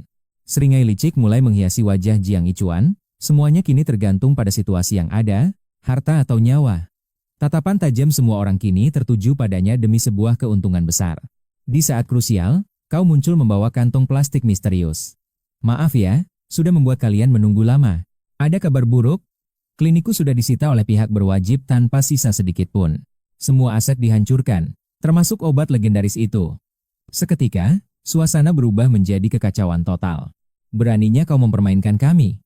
Apa kau sudah bosan hidup dan ingin mati sekarang? Tenang dulu. Masih ada harapan karena aku berhasil menyelamatkan 3 butir obat pusaka tak ternilai. Khasiatnya jauh melampaui ramuan sebelumnya. Ini adalah puncak dari segala pengobatan yang pernah ada. 1 butir saja sanggup menghapus penyakit mematikan. Mendengar itu, emosi massa mendadak mereda dengan cepat. Tapi tunggu, ada yang aneh. Jika hanya ada 3 pil, bagaimana cara membaginya secara adil? Tidak ada lagi. Ini adalah sisa terakhir dari keajaiban yang pernah tercipta di dunia ini. Kau pun mengangkat tangan dengan gestur pasrah. Namun tiba-tiba, sebuah ide licik terlintas di benakmu. Biarkan 3 orang beruntung mencobanya hari ini. Sisanya, tunggu sampai aku berhasil meracik batch berikutnya. Janji itu membuat mata mereka berbinar penuh harap. Sebuah kesempatan emas untuk hidup kembali. Semua orang berebut ingin jadi yang pertama. Namun, sang pengacara cerdik mulai mencium bau kecurangan. Jangan tertipu. Dia hanya ingin kita saling menghabisi. Kau pun hanya bisa tersenyum simpul mendengarnya. Insting pengacara hebat memang beda. Tapi, apakah logika masih berlaku di depan godaan keajaiban? Dehemu memecah ketegangan. Tuan Jiang, sebagai orang paling adil, silakan Anda yang membagikan hak ini. Aku percaya pada integritas Anda.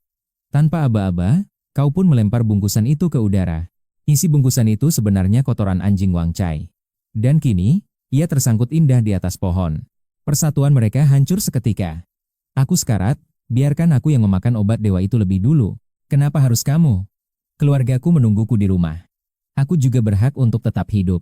Tragedi kemanusiaan demi sebungkus kotoran pun dimulai. Hanya dalam sekejap, darah mulai tumpah di sana. Para lansia yang melintas hanya bisa melongo. Apa mereka sedang memperebutkan resep rahasia awet muda? Kekacauan apa ini?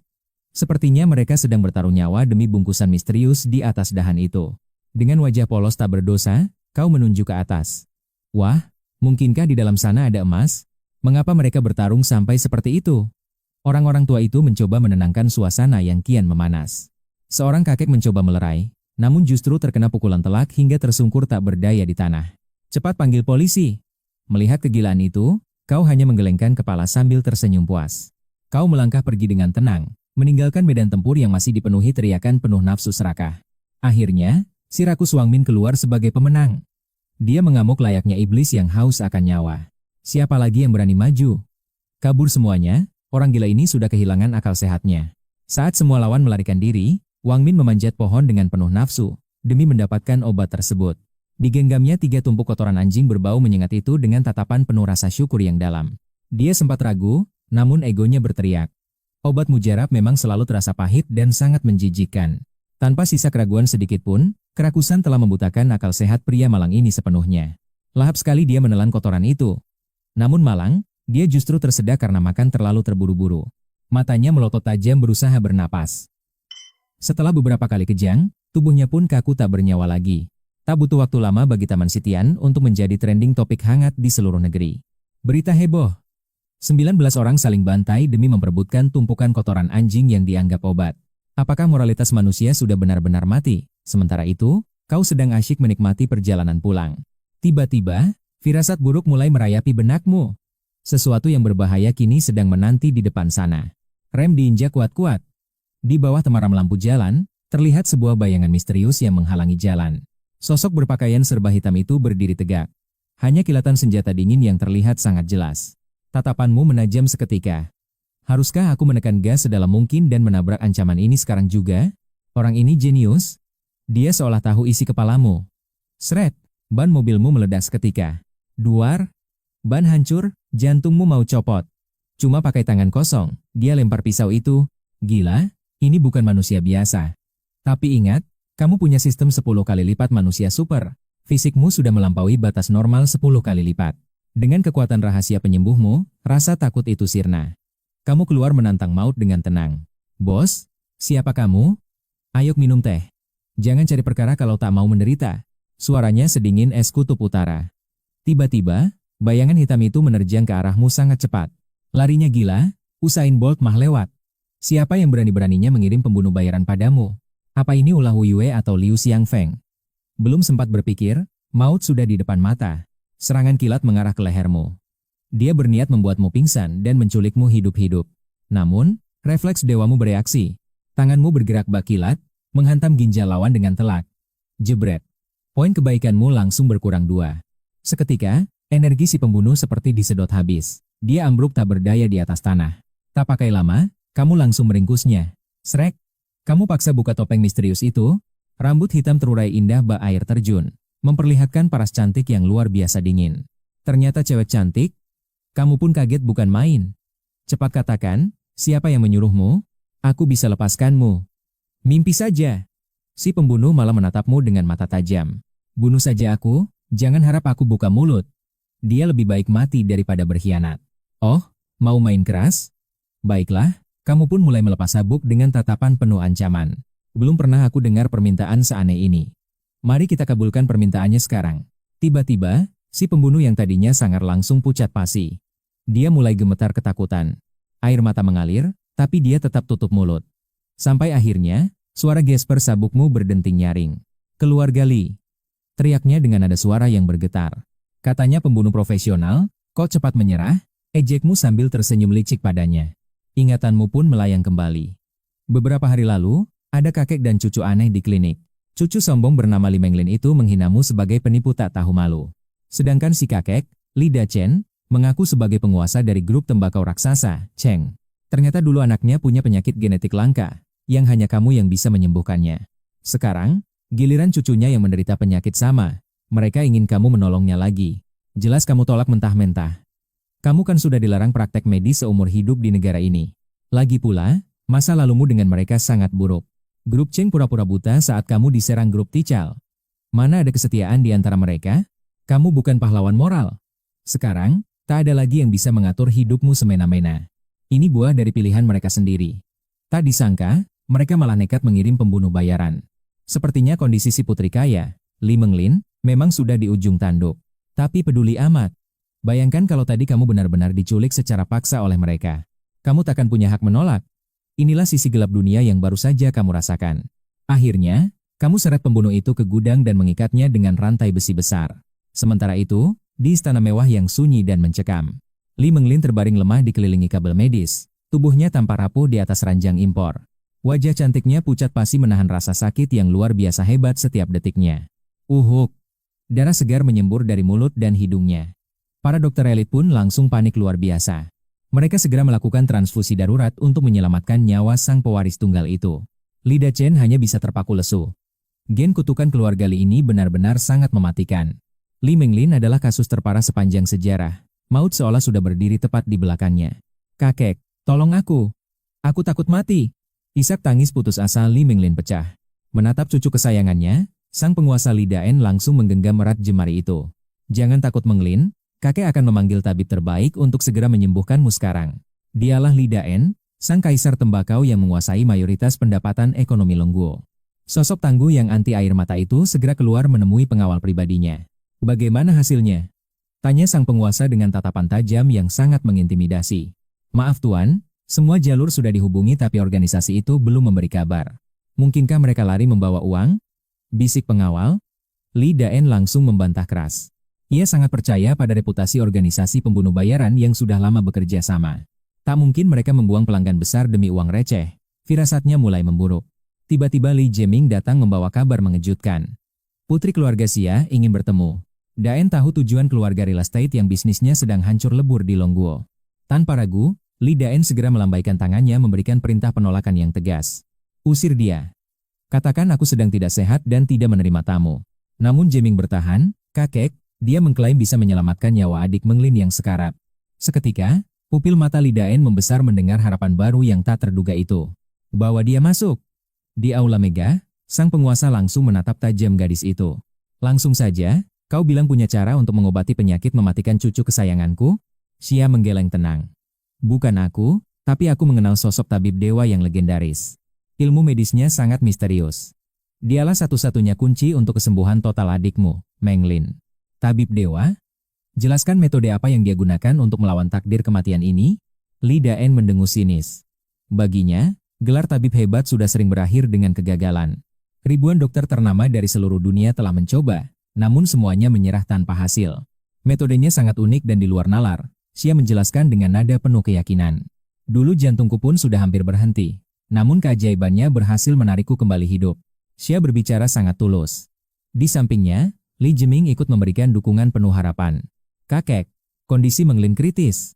Biarkan orang ini mencoba demi secerca harapan bagi adik. Siapa namanya? Tanya Daen dingin. Tuan Song, jawab Xia singkat tanpa rasa ragu. Mendengar nama itu, wajah Daen menegang. Kau yakin bisa membuat legenda itu bertindak? Bisa, jawab Xia. Tapi aku punya satu syarat yang mungkin terdengar sangat gila. 200 miliar? Seru Xia. Jeming tertawa sinis mendengarnya. Gadis kecil, beraninya kau meminta harta sebanyak itu? Apakah otakmu masih berfungsi? Kau pikir 1 miliar tak cukup memanggilnya? Ejek Daen. Namun Xia membalas tenang. Tuan Song sudah bersumpah pensiun.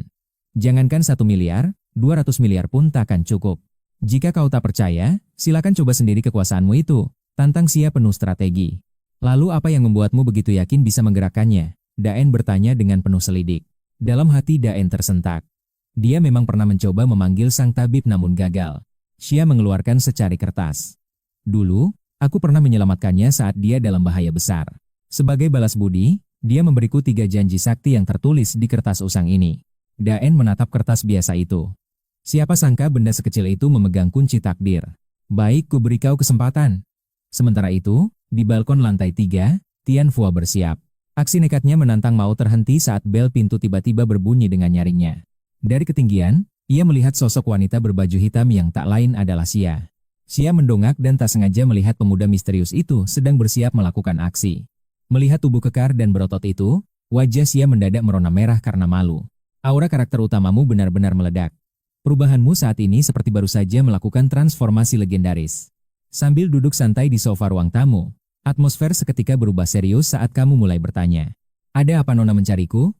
Xia sempat ragu sebelum mengaku datang demi mencari bantuan Tuan Song. Dia memintamu menyelamatkan seseorang, dan tentu saja, tebakan tajammu sebagai karakter utama tidak pernah meleset. Putri kaya seperti Xia mencarimu bukan karena cinta. Kamu terlalu cerdas untuk terjebak delusi romansa murahan. Katakan siapa orangnya. Xia tidak menyadari kalau kamu dan keluarga Li sedang terjebak perseteruan berdarah.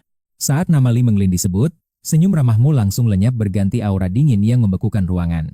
Meski kesal, kamu tetap setuju dan langsung tancap gas menuju kediaman megah keluarga Li sekarang. Sementara itu, tim medis elit pimpinan Liu Haisue sudah tiba untuk menangani penyakit genetik langka tersebut. Dokter ini merasa paling hebat setelah 2,5 tahun pamer gelar ahli di berbagai bidang bergengsi.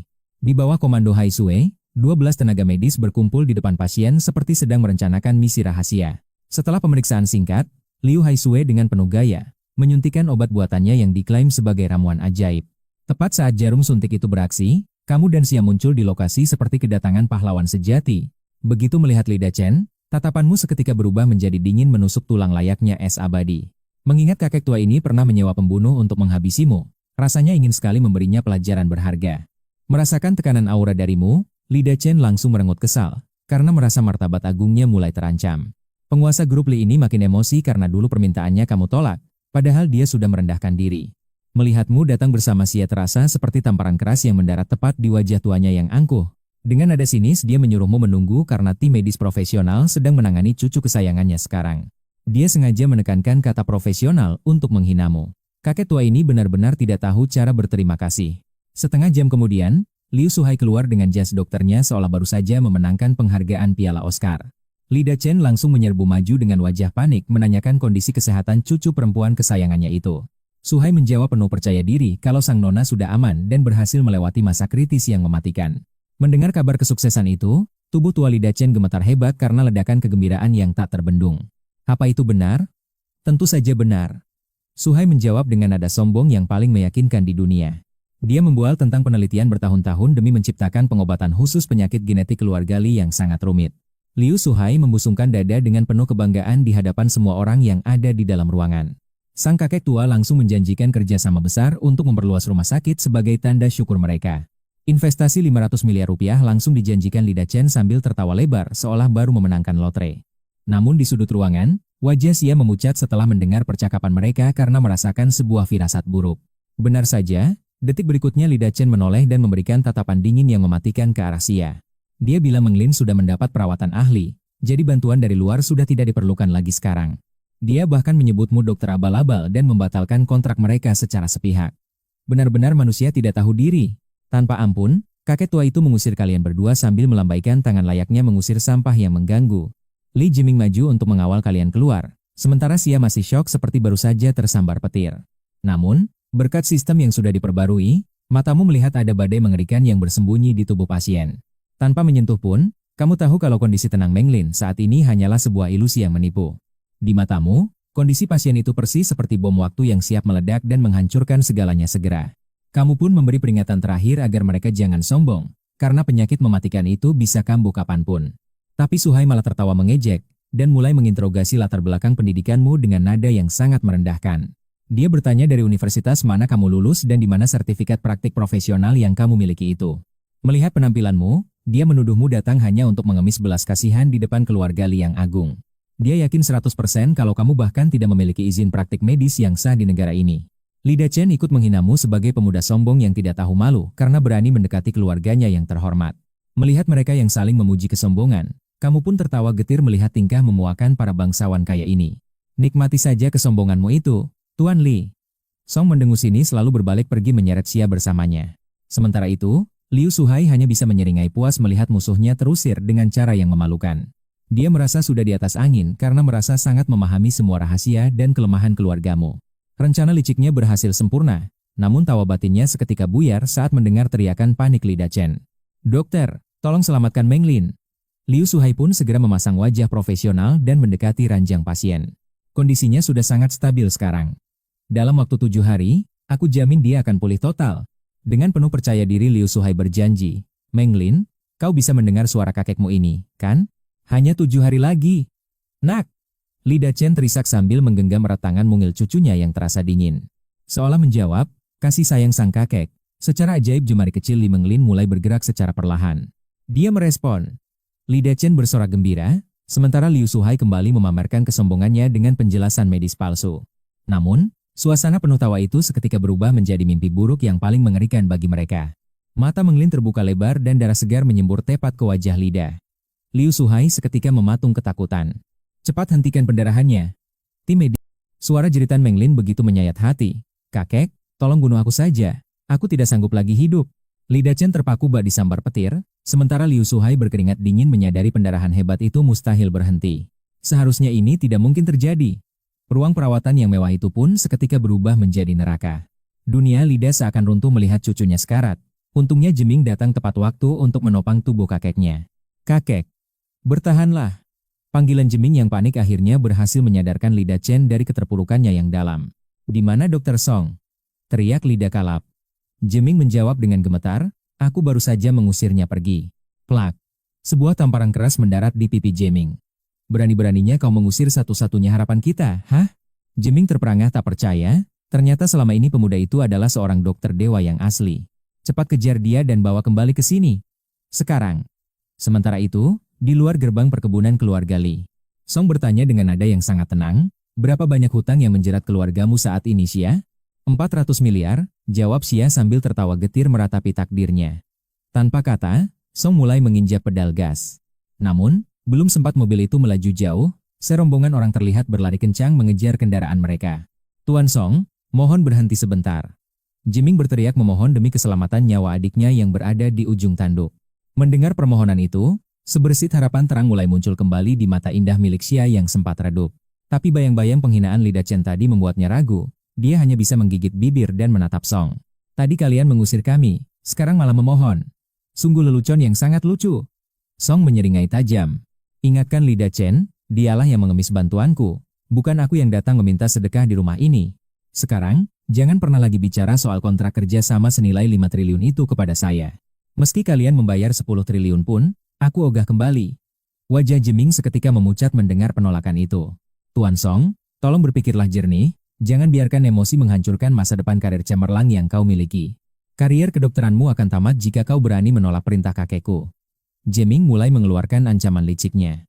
Namun Song hanya menjawab dengan raungan mesin mobil yang kencang, membuat Jeming jatuh tersungkur di tanah. Dasar tidak berguna. Kenapa kalian hanya menonton saja? Kejar mereka sampai dapat. Teriak Jeming penuh amarah. Di dalam mobil, Song tetap tenang dan segera menghubungi seseorang. Tuan Song Bing, apakah Anda sedang luang? Tak butuh waktu lama, suara berat dengan aksen Inggris terdengar dari telepon. Itu adalah suara sang miliarder, Herbert. Tuan Herbert.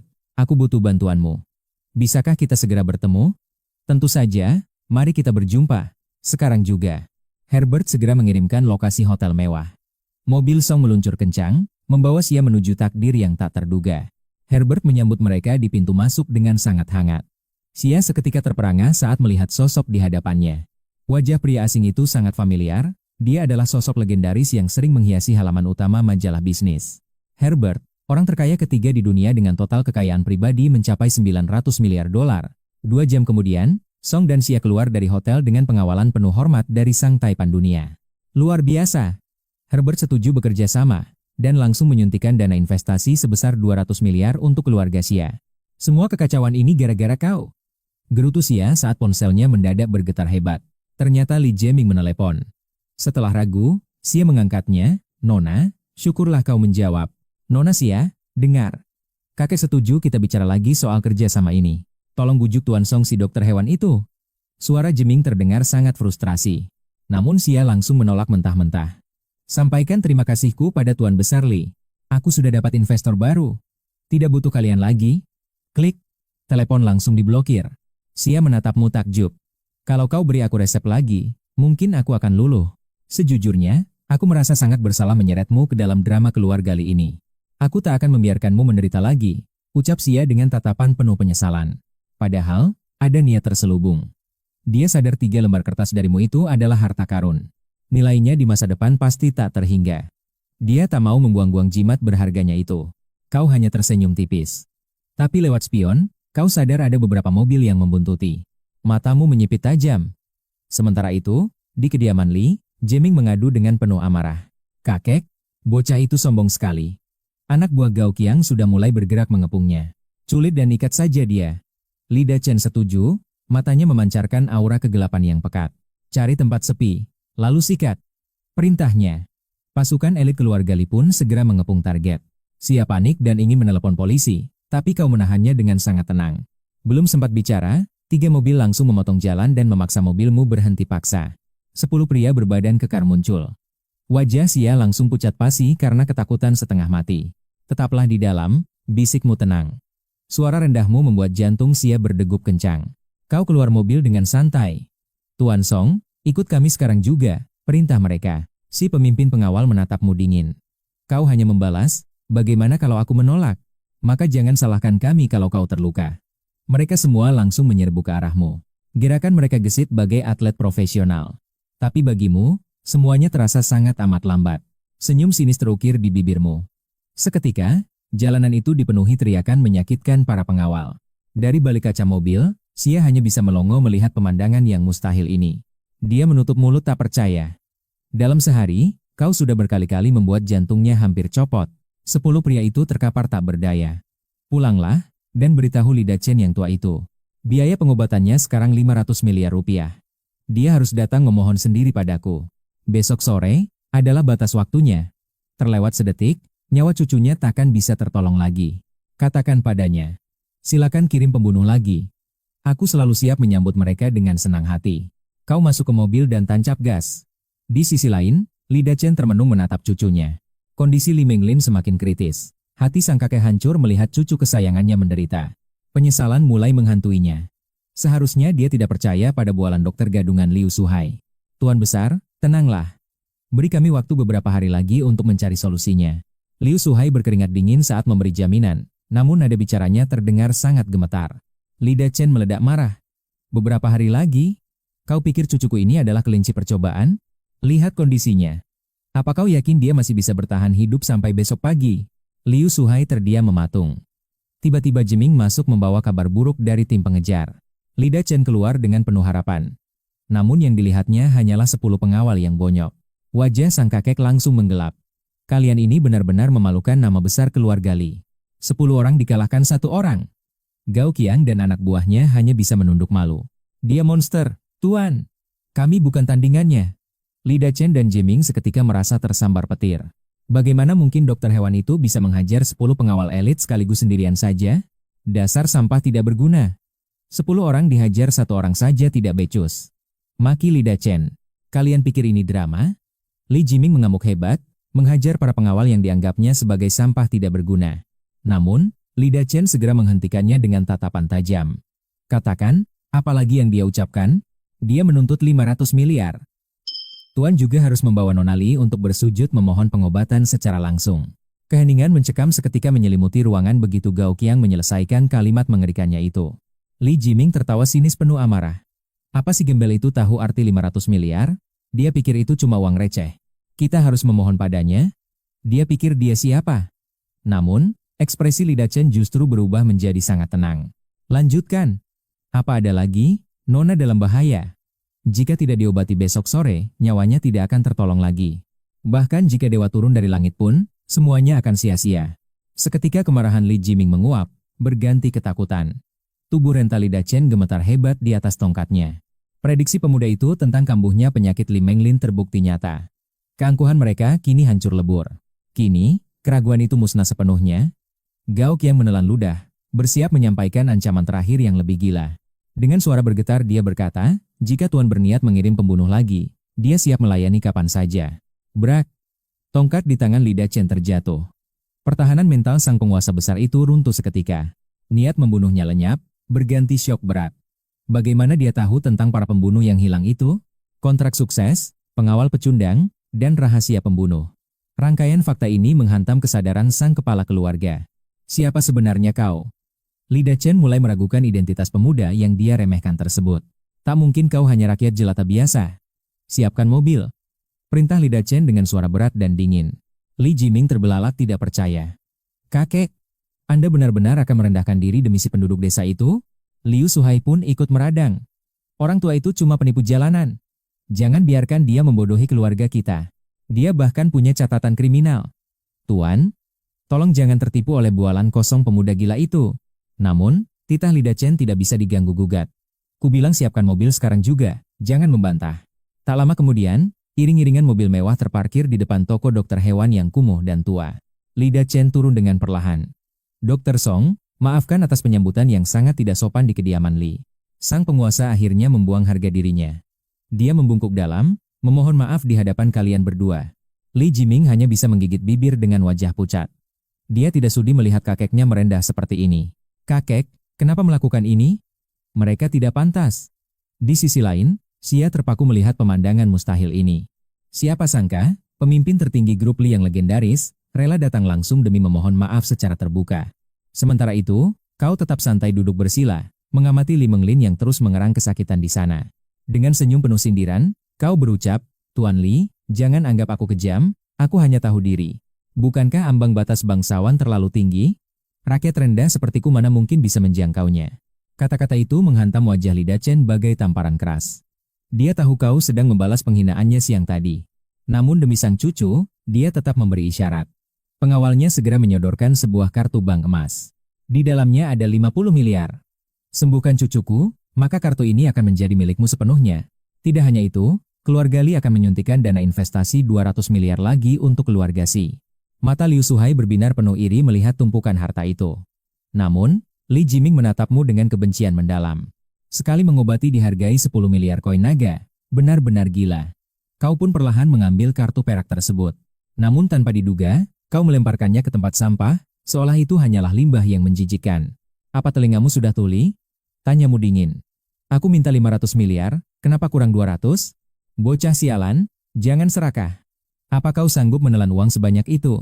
Bentak Li Jiming penuh emosi. Para pengawal langsung memasang posisi tempur. Atmosfer di toko kecil itu mendadak menjadi sangat mencekam. Li Dachen berkata dengan nada mengancam, Song Xiaoyu, tawaran ini sudah lebih dari cukup untuk orang sepertimu. Jangan melampaui batas jika ingin selamat. Namun, kau justru menjawabnya dengan nada yang sangat malas. 500 miliar, kurang 1 sen pun silakan pergi. Keluar dari sini sekarang juga.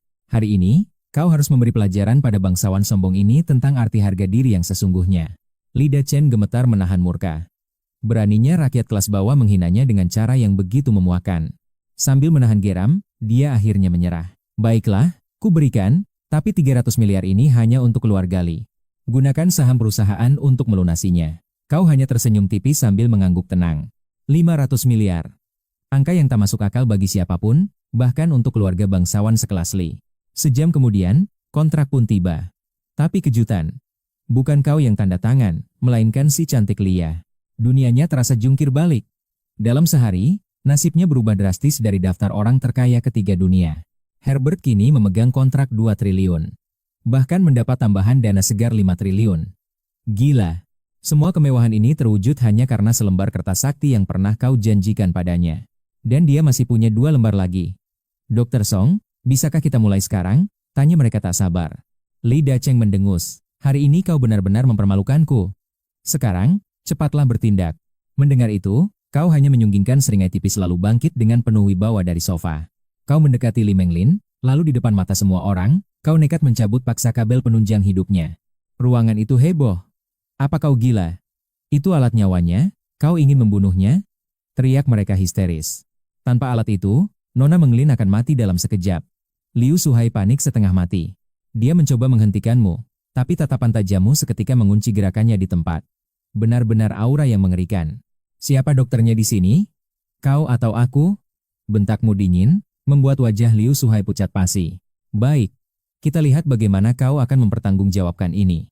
Tantangnya dengan penuh dendam. Ajaib! Li Menglin yang sekarang tiba-tiba membuka matanya tanpa memuntahkan setetes darah pun. Semua orang terpaku tak percaya. Liu Suhai yang tadinya ingin menertawakanmu, kini membeku bak patung. Rencananya gagal total. Menglin, kau sadar? Li Dachen langsung menghambur.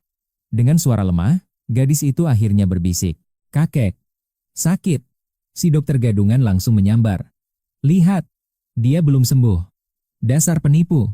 Liu Suhai mencoba membalikkan keadaan, berusaha keras untuk menjatuhkan harga dirimu di depan umum. Berhenti menggonggong. Aku bahkan belum mulai mengobatinya. Bentakmu telak, membungkam mulut kotornya seketika. Wajah sang ahli itu memerah padam. Beraninya bocah ingusan sepertimu menyebutnya seekor anjing yang berisik. Li Dachen menengahi dengan cemas, Dr. Song, tolong cepatlah. Jangan biarkan cucuku menderita lagi. Tidak kakek. Jangan biarkan penipu ini menyentuhku. Tolak Menglin sambil menatapmu penuh kebencian. Dia cuma dokter hewan. Pergi. Maki si gadis manja. Wah, sepertinya kau punya pasien yang merepotkan. Li Menglin terus meronta kuat, sampai akhirnya kakeknya harus memohon-mohon agar dia mau bekerja sama. Ada syaratnya. Tegasmu. Si putri angku ini harus patuh, dan yang terpenting, jangan ada gangguan, terutama suara gonggongan anjing. Jika pengobatan ini gagal karena kalian, tanggung sendiri akibatnya. Setelah memberi peringatan keras, kau langsung mendorong berangkar Menglin masuk ke dalam ruang operasi. Jaga mata dan tanganmu. Jika kau macam-macam, kakekku akan menghabisimu, ancam Menglin dengan tatapan membunuh. Di atas meja operasi, si nona besar ini masih sempat-sempatnya mengeluarkan taringnya yang kecil. Kau justru menyeringai nakal. Sayangnya, penyakitmu menuntutku untuk melihat dan meraba setiap jengkal tubuhmu. Dari ujung kaki hingga ujung kepala, tak ada yang boleh terlewatkan. Bisikmu yang membuat wajahnya memucat. Tubuh lemahnya gemetar hebat. Jangan sentuh. Kau penuh kuman. Menjauh dariku, brengsek, teriaknya ketakutan. Dia menangis bak anak domba yang siap disembelih. Sangat malang, tapi kau sama sekali tak peduli. Saat dia terisak, tanganmu sudah mulai bergerak lincah menyentuh kakinya yang mungil dan sedingin es. Tring. Sistem aktif. Memindai tubuh pasien. Target manusia terdeteksi. Penyakit genetik darah langka stadium akhir. Level 2. Bonus 100 poin kebaikan siap diserap. Informasi aneh menyerbu pikiranmu. Ternyata penyakit pun punya tingkatan level di sistem ini. Bahkan kanker stadium lanjut saja tidak sampai level 2. Ini benar-benar penemuan yang sangat luar biasa. Apakah tingkat keparahan ini yang menentukan poinnya? Pikirmu penasaran. Lepaskan kakiku, dasar mesum. Makian lembut Menglin menyadarkanmu. Saat menatapnya, matamu kini berbinar penuh gairah. Bagimu, dia bukan lagi pasien, tapi lumbung poin kebaikan yang berjalan. 100 poin, bung. Jangan. Lepaskan aku, bajingan. Menglin meronta eksotis, mencoba kabur dari cengkeraman dokter cabul ini. Desahan menggoda mulai terdengar. Wajah pucatnya perlahan merona merah penuh gairah. Sentuhanmu bagaikan sihir suci. Rasa sakit mematikan itu mendadak lenyap tanpa bekas. Sensasi lembut yang belum pernah dirasakan kini menyelimuti seluruh jiwanya. Bagai ditarik dari neraka menuju surga. Li merasakan sensasi klimaks yang luar biasa. Perlawanannya runtuh seketika. Dia justru berbalik menyambut sentuhanmu dengan sukarela. Di luar ruangan, suasana mencekam berubah gaduh. Semua orang terpaku mendengar suara aneh itu. Dengar itu. Pengobatan macam apa yang mengeluarkan suara memalukan seperti ini? Ini penghinaan bagi dunia medis. Wajah para tetua memerah padam karena amarah. Namun mereka ragu. Mungkinkah ini benar-benar bagian dari teknik pengobatan ajaibmu? Telinga Sia memanas. Dia teringat saat kau melakukan hal serupa padanya tempo hari. Begitukah kenyataannya? Dua tamparan mendarat di wajahnya. Li Menglin tersentak bangun dari alam bawah sadarnya. Dia panik memeriksa tubuhnya. Kau. Apa yang telah kau perbuat padaku? Tapi keajaiban terjadi. Tubuhnya terasa bugar dan tatapannya padamu berubah drastis. Kau benar-benar menyembuhkanku? Tapi bukankah pengadilan menyebutmu penipu kelas teri? Mungkinkah keadilan bisa salah menilai? Bagaimana menurutmu, Dr. Song? Kau hanya tersenyum sinis penuh misteri. Tanpa kata, kau berbalik meninggalkan ruangan itu. Liu Suhai menghadangmu dengan murka. Apa yang kau lakukan pada Nona Li penipu? Plak. Tamparan keras mendarat. Anjing yang baik tidak akan menghalangi jalan tuannya. Kepala Liu berdengung hebat. Saat dia ingin membalas, Li Menglin muncul di belakangmu. Seluruh ruangan membeku. Liu Suhai terdiam 1000 bahasa melihat Nona Li bangkit. Pupil matanya bergetar. Bagaimana mungkin bocah ini bisa menyembuhkan penyakit mematikan itu? Para ahli medis terbaik saja menyerah. Dari mana dia mendapatkan kekuatan ini? Ini pasti palsu. Penyakit itu tak mungkin sembuh secepat kilat, teriak Liu histeris. Namun saat melihat layar indikator medis, wajah Liu langsung pucat pasi. Ekspresinya sangat menjijikan seperti baru menelan kotoran. Li Menglin benar-benar sembuh total. Sambil tersenyum tipis kau berkata, penyakitnya sudah kubasmi sampai ke akarnya. Namun, pemulihannya butuh resep khusus. Li Dachen langsung bertanya dengan penuh hormat. Katakan Dr. Song, apapun resepnya akan kami sediakan. Berikan dia satu empedu hewan setiap hari selama 91 hari. Wajah cantik Menglin langsung pucat pasi. Kakek, tidak. Aku tidak mau makan itu. Kau hanya menyeringai nakal. Tidak makan juga silakan, itu pilihanmu sendiri. Tapi jangan salahkan aku jika nanti darah keluar dari 7 lubang tubuhmu. Matamu menyipit tajam, menatap iring-iringan mobil mewah yang mulai menjauh itu. Menghadapi keluarga bangsawan kuat sendirian bukanlah perkara mudah bagi siapapun. Melenyapkan pemuda sepertimu tanpa jejak adalah hal sepele bagi mereka. Jaminan keselamatanmu hanyalah kekuatanmu sendiri dan dukungan penuh dari Herbert. Itulah alasan sebenarnya mengapa kau berani menantang keluarga Li dan Liu. Di dalam limosin mewah, wajah Li Jiming tampak suram. Kakek, haruskah aku menangkapnya? Jangan gegabah. Kita belum tahu siapa sosok asli di balik bocah misterius itu. Li Chen tersenyum penuh kelicikan. Keluarga Li tidak perlu mengotori tangan sendiri. Keluarga Liu pasti akan bergerak lebih agresif setelah kekalahan memalukan Liu Suhai tadi. Mari kita tonton pertunjukannya. Sejauh mana nyali bocah itu akan bertahan? Lidah Chen terbatuk licik. Li Jiming dengan sigap memberikan sehelai tisu padanya. Jadi apa rencana kita selanjutnya, kakek? Lidah Chen menatap cucunya sambil tersenyum penuh arti. Tertarik padanya? Besok, segera lamar dia. Mahar 500 miliar? Umpan gila dari kakek. Wajahnya memerah. Kesempatan emas ini takkan kulewatkan. Cinta. Bukan? Ini strategi licik kakek lidah. Ingat, kontrak raksasa itu ada di tangan Xia. Menikahinya berarti menguasai harta itu. Rencana sempurna, amarah menguap, berganti ambisi serakah yang membara. Esoknya, badai aparat mendatangi klinik hewan kami. Wanita bermulut tajam muncul. Target terdeteksi, dokter. Praktik ilegal. Cih. Permainan kotor, mulai dimainkan. Hukum apa? Aku tahu ini hanya jebakan. Tongkat listrik keluar. Tak ada ruang untuk bicara. Mereka siap menyerang. Suasana menjadi sangat mencekam. Xia, jaga toko. Biar aku bereskan kecoa ini. Tatapan cemas Xia. Takdir buruk mulai mendekat. Kasar. Mereka menyeretku layaknya seorang kriminal kelas kakap. Serangan mendadak di mobil. Detektif ini benar-benar iblis. Luka dalam sengaja dibuat. Dia sangat menikmati ini. Senyum mengerikan itu. Dia ingin melihatku hancur. Sistem aktif. Poin penyembuhan dikerahkan dalam sekejap. Luka hilang. Keajaiban medis terjadi secara rahasia. Ruang interogasi gelap. Bau busuk konspirasi menyengat. Fitnah keji. Penipuan medis. Sungguh skenario murahan. Pembunuhan dan pemerkosaan. Mereka benar-benar ingin mematikan. Mana buktinya? Aku menantang sang ratu kegelapan. Aku adalah hukum. Ucapnya penuh keangkuhan iblis. Senyum jahatnya melebar. Bukti fisik segera datang. Kamera mati. Kegelapan kini menyelimuti seluruh ruangan. 5 alkohol masuk. Besi dingin siap menghantam. Tongkat inilah buktinya. Siap-siap untuk neraka dunia. Mau berapa pukulan? Sebanyak yang kau inginkan. Ngaku atau hancur. Amarahku akhirnya meledak hebat. Binatang berseragam. Mereka sudah biasa menindas orang. Sudah berapa korban yang mereka hancurkan sebelumnya? Sang macan tersenyum muncul dari balik bayangan. Tamu kehormatan? Kata-kata manis yang sangat memuakkan. Liu Suihai. Si pecundang itu kembali membawa dendam. Cerita diputarbalikkan. Kebenaran telah dikubur dalam-dalam. Kekuatan penyembuhanku. Kini menjadi incaran nafsu mereka. Pilihannya, menjadi budak mereka atau dihancurkan total. Kendalikan atau hancurkan. Ambisi keluarga Liu meledak. Liu Tianchao beraksi. Bos besar turun tangan. Tangan terulur. Jebakan sistem sudah kusiapkan matang.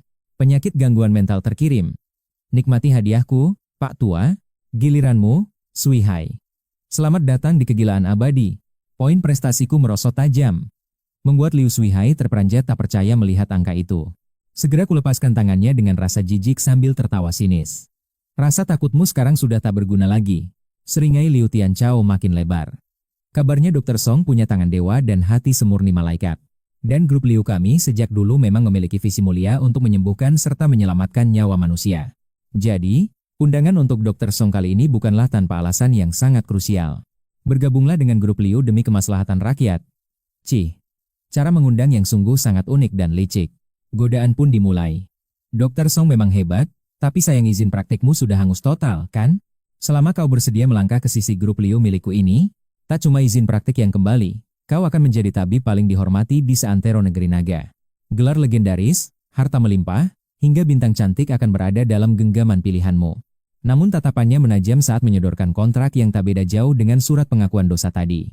Grup Liu bisa melambungkan nama Song Xiaoyu atau justru menguburmu hidup-hidup selamanya di dasar bumi. Bahkan keluargamu tak akan selamat. Sekarang, tentukan pilihanmu sebelum nasib buruk benar-benar menjemputmu. Kilatan dingin melintas di mataku, tapi senyum palsu segera kulemparkan. Baiklah, aku akan menurut saja.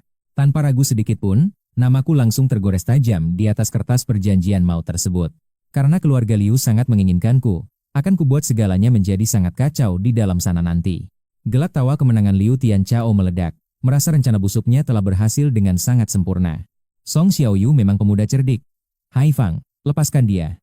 Sekarang kita semua sudah menjadi satu keluarga besar. Dia tak sadar telah mengundang petaka. Sang dewa penyakit, kini telah masuk ke dalam sarang mereka. Melangkah keluar kantor menuju mobil mewah. Kemana tujuan kita selanjutnya, Tuan Besar Liu? Tentu saja ke kediaman Liu. Upacara penyambutan yang sangat megah sudah menantimu di sana. Seluruh keluarga sudah tak sabar ingin menyaksikan langsung keajaiban medis dari tangan saktimu itu. Di panggung ini, kau harus menyembuhkan putraku di depan semua orang. Inilah kesempatan emas membuktikan dirimu. Pastikan kau tidak mengecewakanku. Aku pun langsung menepuk dada dengan penuh keyakinan yang dibuat-buat. Tuan Liu, tenang saja. Karena sudah memilih grup Liu, aku pasti akan mengerahkan seluruh kekuatan mistisku. Tawanya menggelegar ke angkasa. Bagus. Aku benar-benar memegang kata-katamu itu, Dr. Song. Liu Suhai terheran-heran. Padahal sebelumnya, pria ini berani menantang Li Dachen tanpa rasa takut sedikit pun. Kenapa sekarang jadi penurut begini? Oh, dia pasti gemetar ketakutan melihat kuasa agung keluarga Liu. Matanya berkilat penuh dendam. Jadilah anjing keluarga Liu, dan akan kubalas penghinaanmu 10 kali lipat. Di mansion mewah Liu, 100 petinggi elit dari kalangan atas sudah berkumpul menanti dengan penuh gengsi. Mereka adalah para direktur rumah sakit ternama dan pakar medis paling jenius di seluruh negeri ini. Sosok-sosok berkuasa yang dipuja dan memiliki kedudukan tertinggi di dunia pengobatan saat ini. Namun sekarang, tatapan angku mereka semua tertuju hanya pada satu titik. Kedatanganmu yang sangat dinanti. Mereka ingin melihat, sehebat apa kemampuanmu hingga bisa membuat keluarga Liu repot setengah mati seperti ini. Sebuah Rolls-Royce Phantom berhenti di gerbang. Aku turun bersama Liu Tianchao dan juga Liu Suhai. Para petinggi itu mengangkat gelas mereka tinggi-tinggi, mengamati kehadiranku dengan tatapan penuh selidik yang tajam. Detik berikutnya, aku menyapa dengan ramah. Halo semuanya, namaku Song Bing, aku resmi bergabung hari ini. Mulai detik ini kita adalah keluarga besar yang solid. Mohon bimbingannya ya, para senior sekalian. Begitu menginjakan kaki, aku langsung menyalami setiap anggota tinggi grup Liu dengan antusiasme yang membara. Kerumunan itu tersentak kaget. Bukankah pria ini yang ditangkap paksa dengan siasat paling licik sebelumnya? Mengapa dia tampak begitu bahagia?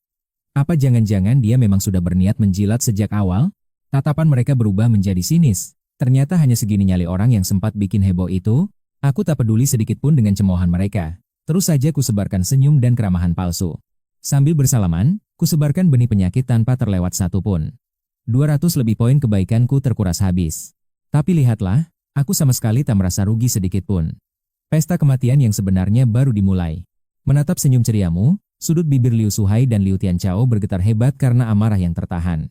Liu Hai berbisik penuh kebencian, jika si bodoh ini gagal menyembuhkan Xiang Feng, nyawanya jadi taruhan. Biarkan aku membedah tubuhnya untuk eksperimen. Seru Liu Suhai sementara Tianchao hanya tersenyum dingin. Habisi dia jika gagal, sahutnya kejam sebelum berbalik padamu dengan nada bicara yang dibuat-buat ramah. Dr. Song, tunjukkan keajaiban medis itu sekarang. Semua orang tak sabar melihat kehebatanmu yang legendaris. Kau menjabat tangan mereka satu persatu, menyembunyikan rencana busuk di balik senyum tipis yang penuh misteri. Tentu saja, menyembuhkannya adalah hal yang sangat mudah. Saat berjabat tangan kembali, kau merasa hadiah saraf dari ruang interogasi tadi masih kurang memuaskan bagi mereka. Diam-diam, kau menyuntikkan berbagai penyakit aneh yang akan menghancurkan hidup mereka selamanya. Setelah ritual jabatan tangan maut itu, kau melangkah mantap menuju kamar di lantai 2. Di sana, Liu Xiangfeng tergeletak tak berdaya bagai mayat hidup dengan selang medis mengepung tubuhnya. Kaki dan tangannya sudah diamputasi, bahkan giginya dicabut habis demi mencegah amukan rabies yang mengerikan. Sungguh tragis, pewaris keluarga Liu yang dulunya elegan kini berubah jadi sosok yang sangat mengenaskan. Bagimu, pemandangan ini bukanlah kejutan, melainkan sebuah mahakarya balas dendam yang sangat manis. Bahkan keadaannya jauh lebih parah dari dugaanmu semula saat para petinggi Liu menatapnya penuh duka. Mereka mulai terisak, berpura-pura sedih sambil mengusap air mata buaya yang sangat memuakan itu. Entah tangis itu tulus atau sekadar sandiwara, sebelum Liu Tianchao akhirnya memecah keheningan yang mencekam. Dia menatapmu dengan sorot mata penuh ancaman. Dr. Song, anakku kini ada di tanganmu sekarang. Lupakan dendam masa lalu, karena sekarang kau adalah bagian dari grup Liu yang sangat berkuasa ini. Mendengar bualannya, kau hanya bisa tertawa sinis di dalam lubuk hati yang paling dalam. Berani-beraninya dia menyebut fitnah kejam dan penghancuran karirmu sebagai sekadar perselisihan kecil yang tak berarti. Meski begitu, kau tetap memasang topeng ramah. Biarlah yang lalu berlalu, kita tatap masa depan saja. Tianchao tersenyum puas, Merasa telah berhasil menjinakkan singa yang sedang terluka seperti dirimu ini. Dia tertawa sombong, bagus. Segera obati Xiang Feng. Namun kau menjawab dengan nada yang sangat tenang. Pemeriksaan tak diperlukan lagi, aku sudah tahu semua boroknya. Ucapmu yang langsung disambut tawa ejekan mereka. Mata Tian Chao menyipit tajam. Lalu, penyakit apa sebenarnya yang merogoti tubuh putra kesayanganku itu? Kau menatap Xiang Feng yang, tuan muda ini tidak hanya sakit biasa, tapi menderita 22 jenis penyakit langka yang mematikan. Termasuk rabies, AIDS, hingga kemandulan permanen yang tak akan pernah bisa disembuhkan oleh siapapun. Suasana seketika hening mencekam. Tawa sinis mereka berubah menjadi guncangan hebat yang tak mampu mereka sembunyikan. Padahal mereka butuh alat super canggih untuk mendiagnosis itu semua, tapi kau hanya butuh sekali lirik. Ketepatan diagnosismu yang luar biasa benar-benar membuat nyali para petinggi keluarga Liu itu menciut. Tentu saja mereka tak sadar bahwa semua penderitaan itu adalah hadiah spesial yang kau berikan sendiri. Cepat selamatkan dia. Sebutkan saja bahan apapun yang kau butuhkan, kami akan menyediakannya segera. Kini, sorot mata Tian Chao berubah menjadi penuh harap, memohon keajaiban dari tangan dinginmu itu.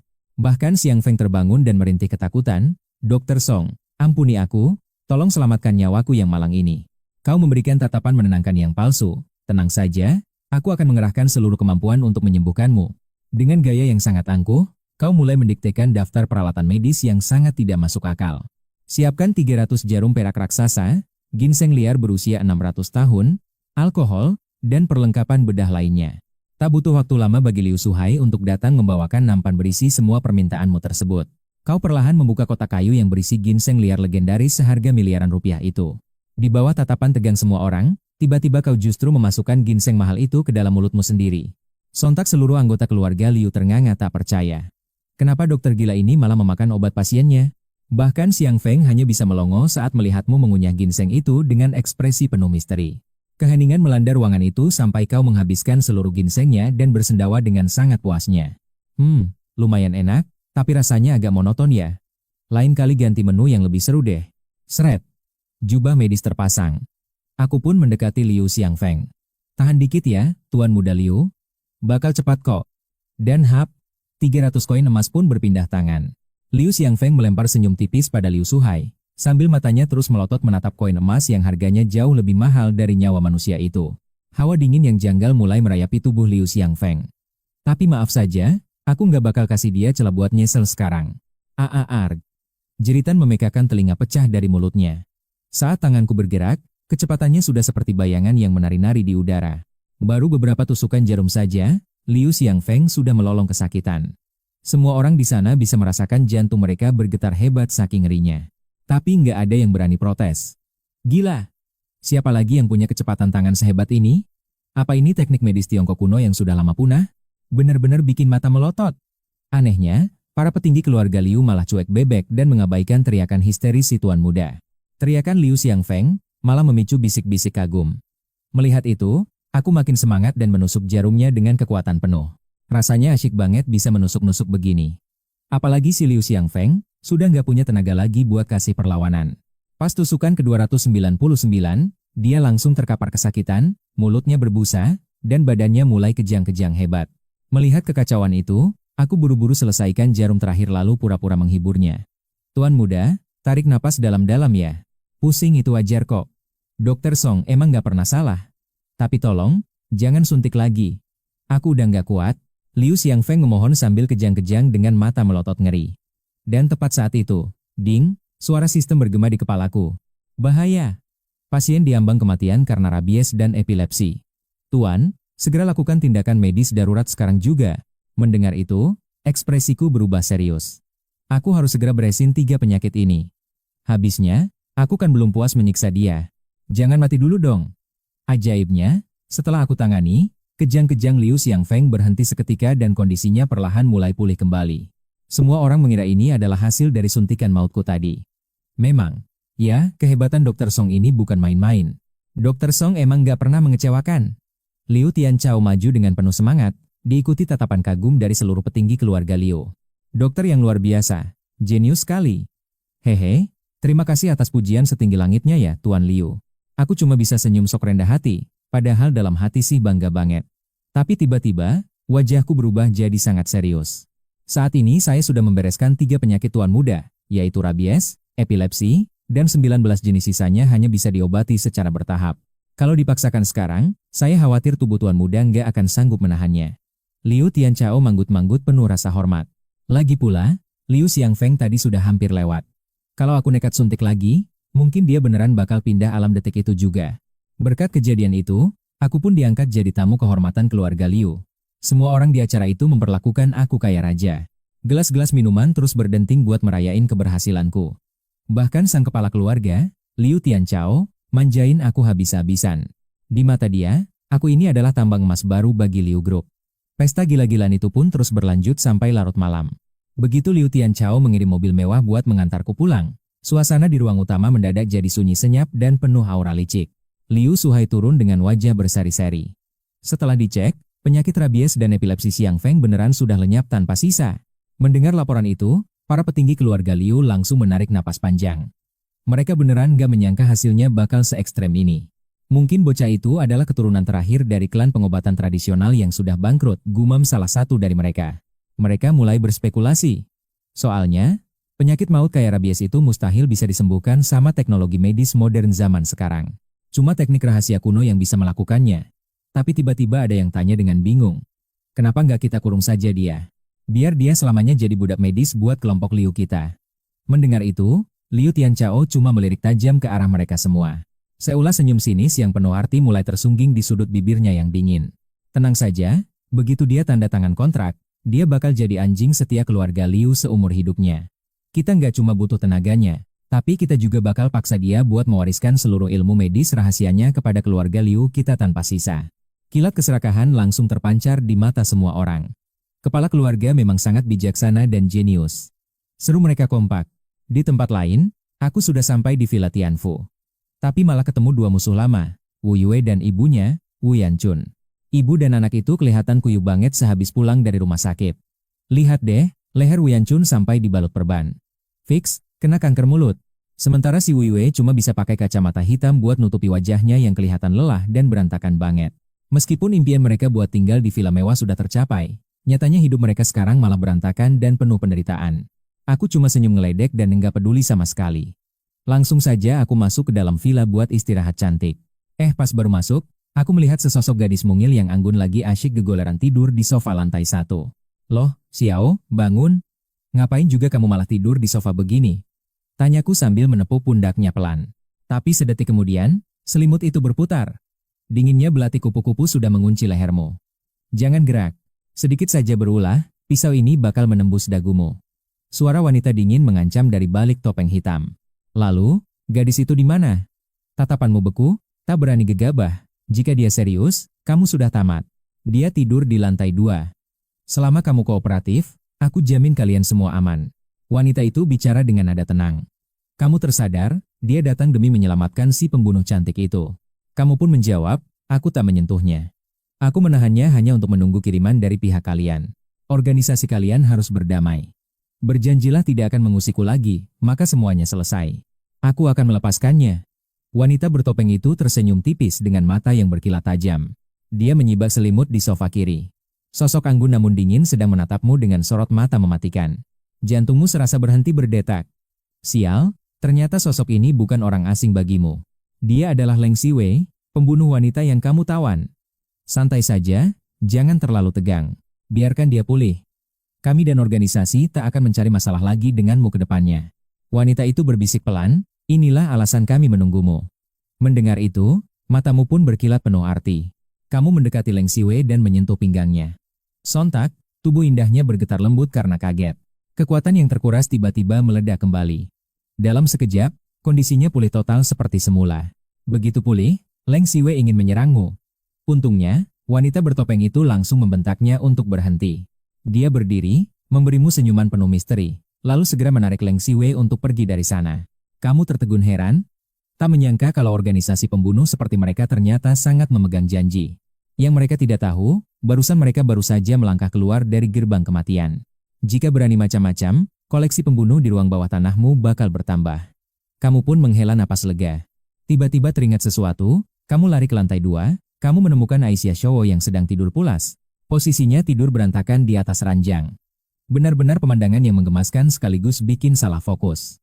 Melihat tingkahnya, Sudut bibirmu terangkat. Kamu menutup pintu dengan pelan dan kembali ke kamarmu sendiri. Tak lama setelah kamu pergi, Aisyah yang tadinya tidur nyenyak tiba-tiba membuka matanya yang cantik. Sebuah senyuman manis tersungging di bibirnya. Sementara itu, di sebuah villa mewah, penderitaan Wu Yanchun dimulai. Sambil menahan sakit akibat kanker mulut, dia merintih pelan kepada Wu Yaksue.